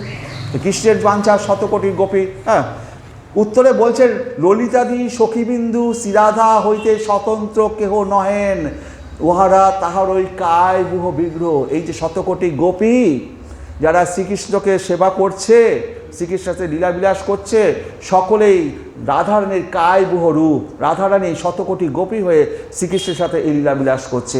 শ্রীরাধা স্বয়ং রূপে ও ললিতাদি কায়বুহ রূপে শ্রীকৃষ্ণের বহুকান্তা সহিত সঙ্গমজনিত রসাস্বাদনের বাঞ্ছা পূর্ণ করেন। শ্রীকৃষ্ণের নাম যশ শ্রবণই শ্রীরাধার কর্ণভূষণ। শ্রীকৃষ্ণের নাম গুণ যশের প্রভাবই শ্রীরাধার শ্রীমুখে মধু মাখা ধারা। কৃষ্ণ নাম গুণ যশ অবতংশ কানে, কৃষ্ণ নাম গুণ যশ প্রভাব বচনে। শ্রীকৃষ্ণ কেবল রসরাজ নহেন, রসিক শেখরও বটেন। রসিক বলে রসের আস্বাদককে তিনি নিজেকেই নিজে আস্বাদন করেন। হরে কৃষ্ণ। তো শ্রীকৃষ্ণ কেবল রসরাজ নয়, রসিক শেখরও বটে। রসিক বলে রসের আস্বাদককে তিনি নিজেকেই নিজে আস্বাদন করেন। উহা একাকী সম্ভব নয়। এবার নিজেকেই নিজে কী করে আস্বাদন করবেন? সেটা তো একা সম্ভব নয়। ইহা করেন শ্রী রাধার মাধ্যমে। ইনি শ্রীকৃষ্ণকে শ্যাম রস মধু পান করান। কৃষ্ণকে করায় শ্যামরস মধু পান, নিরন্তর পূর্ণ করে কৃষ্ণের সর্বকাম। প্রতি সোহাগিনী সত্যভামা, কৃষ্ণের যে অষ্ট সখী ছিল দ্বারকায়, রুক্মণী, সত্যভামা, এই সমস্ত ছিল। তার মধ্যে সত্যভামা শ্রীকৃষ্ণের খুব প্রিয় ছিল। সত্যভামা শ্রীকৃষ্ণের খুব প্রিয় ছিল। একদিন একটা ঘটনাই বলে দিই। একদিন নারদমণি এসছে। নারদমণি প্রায়ই আসতেন সমস্ত ওই কৃষ্ণের যে মহিষীদের ঘরে যেতেন, তাদের কাছে নারদমণি গল্প করতেন, আর মহিষীরা তার নারদমণিকে ভালো মন্দ খাওয়াতো। নারদমণি খুব খুশি হতেন। একদিন নারদমণি সত্যভামার ঘরে গেছেন। সত্যভামাকে বলছে, দেখো, মানুষের যদি যে প্রিয় বস্তু, সেই প্রিয় বস্তু যদি মানুষ দান করে, তাহলে পরের জন্মে সে সেটাকে বেশি করে পায়। তো নারদমণি সেটা বলেছেন। তো সত্যভামা খুব শুনেছে। সত্যভামা বলছে, নারদমণি, আচ্ছা এই দানটা কাকে করতে হবে? বলে যে ব্রাহ্মণ লোক হলে পরে তাকে যদি দান করা যায়, তোমার যদি যে প্রিয় জিনিস, সেই জিনিসটা যদি সে ব্রাহ্মণকে দান করো, তাহলে তুমি সেই জিনিসটাকে পরের জন্মে তুমি বেশি করে পাবে। সত্যভামা সব শুনে বলছে, নারদমণি কাল সকালবেলায় স্নান টান করে প্রথমে আমার ঘরে আসবে। নারদমণি তারপর দিন সকালবেলায় এসছে। বলছে যে, আমার দেখো নারদমণি, দেখো আমার সবচেয়ে প্রিয় হচ্ছে শ্রীকৃষ্ণ, আমি শ্রীকৃষ্ণকে তোমাকে দান করব। তাহলে আমি পরের জন্মে এতগুলো গোপী দিয়ে, এতগুলো সতীর দিয়ে আমার ঘর করতে হবে না, আমি একাই শ্রীকৃষ্ণকে ভোগ করবো। আমি শ্রীকৃষ্ণকে তোমাকে দান করছি, তুমি গ্রহণ করো। নারদ বলছে, তুমি কী করে দান করবে? তোমার অন্যান্য মহিষীরা, রুক্মণীরা এরা কিছু বলবে না? বলে, আমি সত্যভামা, আমি শ্রীকৃষ্ণকে ভালোবাসি, শ্রীকৃষ্ণ আমার সম্পত্তি, আমি দান করবো, কার কি বলার আছে, তুমি গ্রহণ করো। শ্রীকৃষ্ণকে নারদমণিকে দান করেছেন। শ্রীকৃষ্ণ নারদমণি দান গ্রহণ করে শ্রীকৃষ্ণকে নিয়ে চলে যাচ্ছে। সত্য বলছে, দান করবো বলে কি তুমি নিয়ে চলে যাবে? আমি বলছি, মুখে দান করবো, শ্রীকৃষ্ণ আমার কাছেই থাকবে, তুমি নিয়ে চলে যাবে? বলছে, তা তো হবে না, তুমি দান করে দিয়েছো, আমি নিয়ে চলে গেলাম। শ্রীকৃষ্ণকে নিয়ে গেছে। নিয়ে গিয়ে শ্রীকৃষ্ণকে ঘরের মধ্যে নারদমণি তাকে দিয়ে বাসন মাজাচ্ছে, ঘর মোছাচ্ছে, কাজ করাচ্ছে। সত্যভামা লোক পাঠিয়ে পাঠিয়েছি, দেখ তো কী করে। আরে বলো না, তোমার শ্রীকৃষ্ণকে দিয়ে কাজ করাচ্ছে, হ্যাঁ, ঘর মোছাচ্ছে, কাপড় কাচাচ্ছে, এভাবে কাজ। তো সত্যভামা তখন কান্নাকাটি শুরু করেছেন। নারদমণিকে ডেকে পাঠিয়েছেন। বলছে, আমি জানি না, আমার শ্রীকৃষ্ণকে ফেরত দিতে হবে। তো তখন বলছে, কী করে ফেরত দেবো? তার বিনিময়ে কিছু মূল্য দিতে হবে। বলছে, ঠিক আছে, শ্রীকৃষ্ণ দাঁড়িপাল্লায় বসবে, ওর ওজনে যত সোনা আছে সব দিয়ে দেবো। শ্রীকৃষ্ণকে দাঁড়িপাল্লায় বসিয়েছে। শ্রীকৃষ্ণ এত ভারী, যত সোনা আছে দ্বারকায় সব সোনা তুলছে, কিন্তু শ্রীকৃষ্ণকে। তখন রুক্মিণী দেবী এসছেন। রুক্মিণী দেবী এসে বলছে, আরে সত্যভামা দাঁড়া, আমি ব্যবস্থা করছি। একটা তুলসীর পাতা নিয়ে যেই দাঁড়িপাল্লায় দিয়েছে সমান হয়ে গেছে। হরে কৃষ্ণ। তাই বলছে, প্রতি সোহাগিনী সত্যভামা শ্রীরাধার সৌভাগ্য কামনা করে। কলাবিদ্যায় পারদর্শিনী ব্রজরামারা শ্রীরাধার কলাবিলাস শিক্ষা কামনা করে। সুন্দরীগণের শিরোমণি লক্ষ্মী পার্বতী শ্রীরাধার ন্যায় সৌন্দর্য অভিলাষ করে। পতিব্রতাগণের মুকুটমণি অরুন্ধতী শ্রীরাধার পাতিব্রত বাঞ্ছা করেন। আর শ্রীরাধার এমন অনন্ত গুণ, মানে সেই সৌভাগিনী সত্যভামা শ্রীরাধার সৌভাগ্য কামনা করে। তারপরে কলাবিদ্যায় পারদর্শী ব্রজরামারা শ্রীরাধার কলাবিলাস মানে শিক্ষা করেন। আর সুন্দরীগণের শিরোমণি লক্ষ্মী পার্বতী এরা শ্রীরাধার সৌন্দর্য কামনা করে। আর পতিব্রতাগণের মুকুটমণি অরুন্ধতী শ্রীরাধার পাতিব্রত বাঞ্ছা করেন। তাহলে শ্রীরাধার গুণ কোথায় রয়েছে? শতকোটি গুণ বললেও সে শেষ করা যাবে না। শ্রীরাধা যাহার সদ্গুণের কৃষ্ণ নাহি পান পান না বলিয়ায় পাইতে বাঞ্ছা জাগে। যে জিনিসটা পায় না তার প্রতি তার আকর্ষণ বেশি হয়। যে জিনিসটা সে পাবে না তার প্রতি তার আকর্ষণটা বেশি হবে। তো কৃষ্ণ রাধারানী যে সদ্গুণের এত যে পার সেটা কৃষ্ণ পায় না, সেই জন্য পান না বলে তার বাঞ্ছা জাগে। তাই কৃষ্ণের বাঞ্ছা জাগলেই রাধার ভাব অঙ্গীকার করে শ্রীকৃষ্ণ গৌর হইয়া যান। আবার রামারায়ের নিকট ধরা পড়ে যাবেন, সেই ভয়ে রামারায়কে থামিয়ে মহাপ্রভু বলছেন, জানিল রাধাকৃষ্ণ প্রেমতত্ত্ব। এবার তোমার কাছে আমি রাধাকৃষ্ণ প্রেমতত্ত্ব জেনেছি, এবার তুমি থামো। রাধাকৃষ্ণের প্রেমতত্ত্ব তো শুনলাম, এখন দোহার বিলাস মুহূর্ত কিছু শুনতে ইচ্ছা করি। এদের বিলাস মুহূর্ত কিছু বলো। রায় কইলেন, কৃষ্ণের বিলাস তত্ত্ব হইল নিরন্তর কামক্রীড়া। কামক্রীড়া অর্থ হলো প্রেমের খেলা, দাস্য রসের খেলা, বাস্য রসের খেলা, সখ্য রসের খেলা, মধুর রসের খেলা।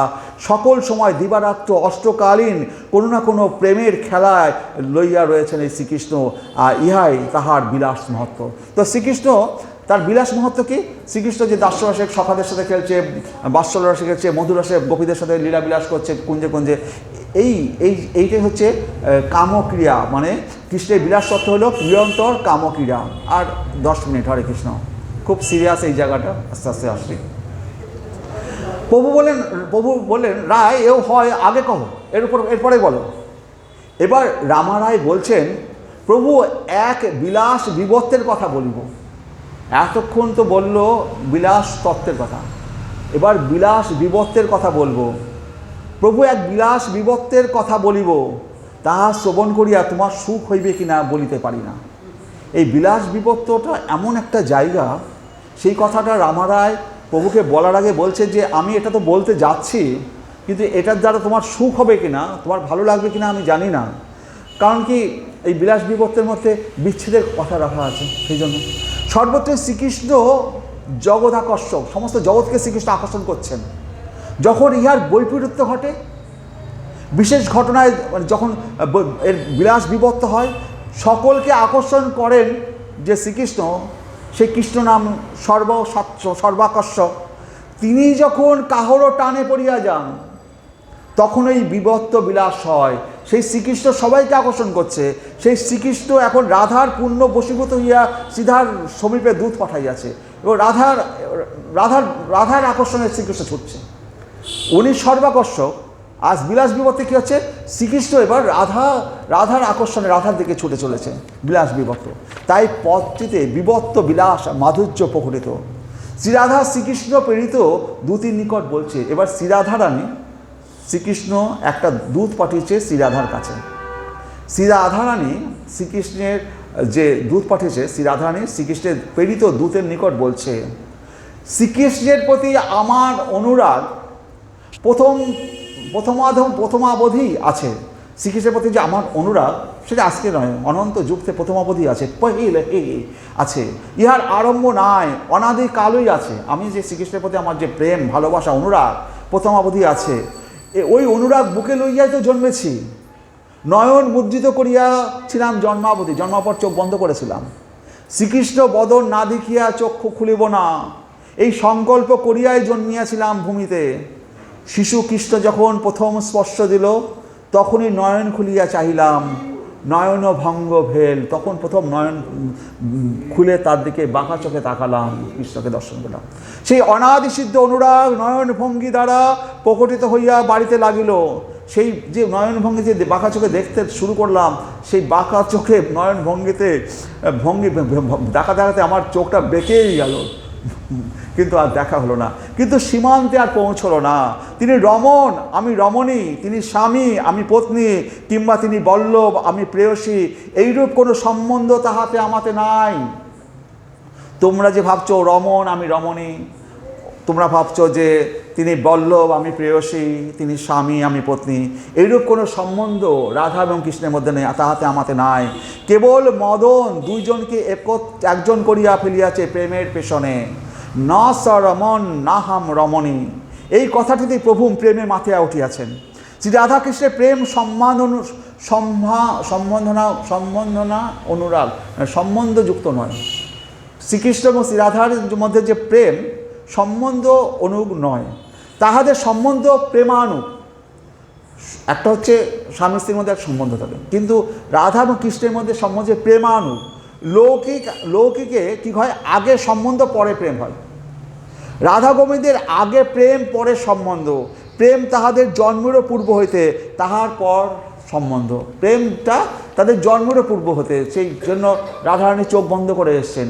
তাহলে সকলের জ্ঞানের পূর্ণতায় যেমন জ্ঞান শূন্য হয়, যদি জ্ঞানী হয় তখন সে কী হবে, তাকে বলা হবে সে যদি জ্ঞান শূন্য হয় তবে তার জ্ঞান আছে বলতে হবে। যদি কেউ বলে তুই ব্রহ্মকে জানিস, বললো যে আমি ব্রহ্মকে জানি না, হ্যাঁ ব্রহ্মকে আমি জানি না। যদি সে ব্রহ্মজ্ঞানীও হয়, তাকে যদি বলা হয় তুমি তো ব্রহ্মজ্ঞানী, তুমি ব্রহ্মকে জানো, যদি সে বলে আমি ব্রহ্মকে জানি না, তবে বলবে সে জ্ঞানী। আর যদি বলে হ্যাঁ আমি ব্রহ্মকে জানি, আমি ব্রহ্মজ্ঞানী লোক, কথা শুনবি শোন বলছি, তাহলে বুঝতে হবে সে মূর্খ। তাহলে যে জ্ঞানী তার সে হচ্ছে জ্ঞান শূন্য। জ্ঞানের পূর্ণতায় যেমন জ্ঞান শূন্য, সর্বসম্বন্ধের পরিপূর্ণতায় সেরূপ সম্বন্ধহীনতা। সম্বন্ধের পূর্ণতার অর্থই হলো একীভূত অবস্থা। দুইয়ের সম্বন্ধ কেহ বলেন স্বকীয়া, কেহ বলেন পরকীয়া, বস্তুত ইহা স্বকীয়া পরকীয়া মিলনভূত এক অনির্বচনীয় স্বরূপ। মহাভাব যেমন সর্বভাবদ গমোল্লাসে, এই সম্বন্ধ সেইরূপ নিখিল সম্বন্ধ বিলাসী। সকল সম্বন্ধ থাকা আর কোনো সম্বন্ধ না থাকা একই কথা। না স রমণ না হাম রমণী, এই পদে ওই সর্বসম্বন্ধ শূন্যতার কথাই উদ্দিষ্ট। না স রমণ না হাম রমণী, এই পদে মহাপ্রভু চরম সংবাদ পাইয়া আনন্দে ডুবিয়া গিয়াছেন। সহস্তে তখন রামানন্দের মুখ চেপে ধরেছেন, রামানন্দ রায়ের মুখ চেপে ধরেছে, আর বলো না, মানে এরপরে বললেই মহাপ্রভু ধরা পড়ে যাবেন। সহস্তে মহাপ্রভু মুখাচ্ছাদন করে তাকে মুখ চেপে ধরেছে। দুহ মন মনোভাব পেশল জানি, দুজনের মনকে অপ্রাকৃত প্রেম পেষণ করে এক করিয়া দিয়াছে। রাধাকৃষ্ণ এক প্রাণ দুই দেহ, এক প্রাণ দুই দেহ পর্যন্ত যখন ধরা পড়িয়াছেন, তখন আর এক ধাপ এগোলেই এক দেহ দুই প্রাণ ধরা পড়িয়া যাইবে। শ্রী গৌর সুন্দরের শ্রী রাধাকৃষ্ণ এমন অপূর্বভাবে মিলিত যে তাহারা রমণ রমণীতে ভাবাতীত। তাহাদের এক দেহ মিলিত, কিন্তু ভাব দুইটি, এক দেহে দুইটি মনের খেলা। প্রভু কয়ে সাধ্যবস্তু অবধি এই হয়, তোমার প্রাসাদে ইহা জানিল নিশ্চয়। রামারায় হঠাৎ দেখলেন প্রভুর সন্ন্যাসী রূপ আর নাই। সেখানে বিরাজমান এক বংশীধারী শ্যাম কিশোর ও তৎসন্মুখে এক স্বর্ণবর্ণা প্রতিমা। ওই স্বর্ণবর্ণার প্রতিমার উজ্জ্বল গৌরকান্তের শ্যামলের সর্বাঙ্গ ঢাকা। রামারায় প্রভুকে বলছে, প্রভু তোমার স্থানে শ্যামল গোপ বেশধারী এক নবকিশোরকে দেখলাম, আর তার সম্মুখ ভাগে এক কাঞ্চন বর্ণ পুত্তলিকা নাচিতেছে। সে তোমার গৌরকান্তের ছটা দিয়া শ্যাম সুন্দরের শ্যামল শোভা আবৃত করিয়া দিতেছে। প্রভু ইয়ার কারণ কি? প্রভু তখন বলছে, রামারায় ওটি কিছু নয়, তোমার চোখের দৃষ্টিভ্রম, তুমি ভুলটুল দেখেছ। রামারায় বললেন, প্রভু আমার কাছে নিজস্ব রূপ চুরি করিও না, আর আত্মগোপন করিও না। রাধিকার ভাবকান্তি করি অঙ্গীকার, নিজ রস আস্বাদিতে করিয়াছ অবতার। তবে হাসি প্রভু তারে দেখাইল স্বরূপ, রসরাজ মহাভাব দুই এক রূপ। প্রভু দেখাইলেন সিঙ্গার রসরাজ শ্রীকৃষ্ণ ও মহাভাব স্বরূপিণী শ্রী রাধা একাধারে একীভূত হইয়া শ্রী গৌর সুন্দর রূপে প্রকটিত ভূত। এই অনুবচনীয় স্বরূপ দর্শন করিয়া রামানন্দ রায় আনন্দে সম্বিধারা অজ্ঞান হয়ে পড়ে গেলেন। প্রভুর শ্রীহস্ত স্পর্শে আবার চেতন ফিরে পেলেন। আমি সেই শ্রী রাধা বিজড়িত নন্দ নন্দন শ্রীকৃষ্ণ রাধা ভাব দ্যুতি সুবিলিতম নৌমি কৃষ্ণ স্বরূপম।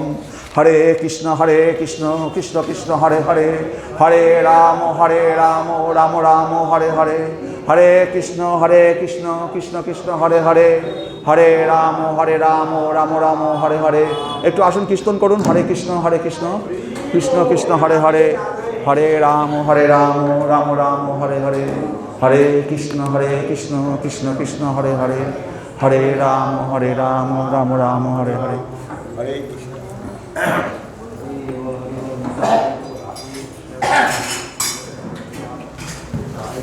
হরে কৃষ্ণ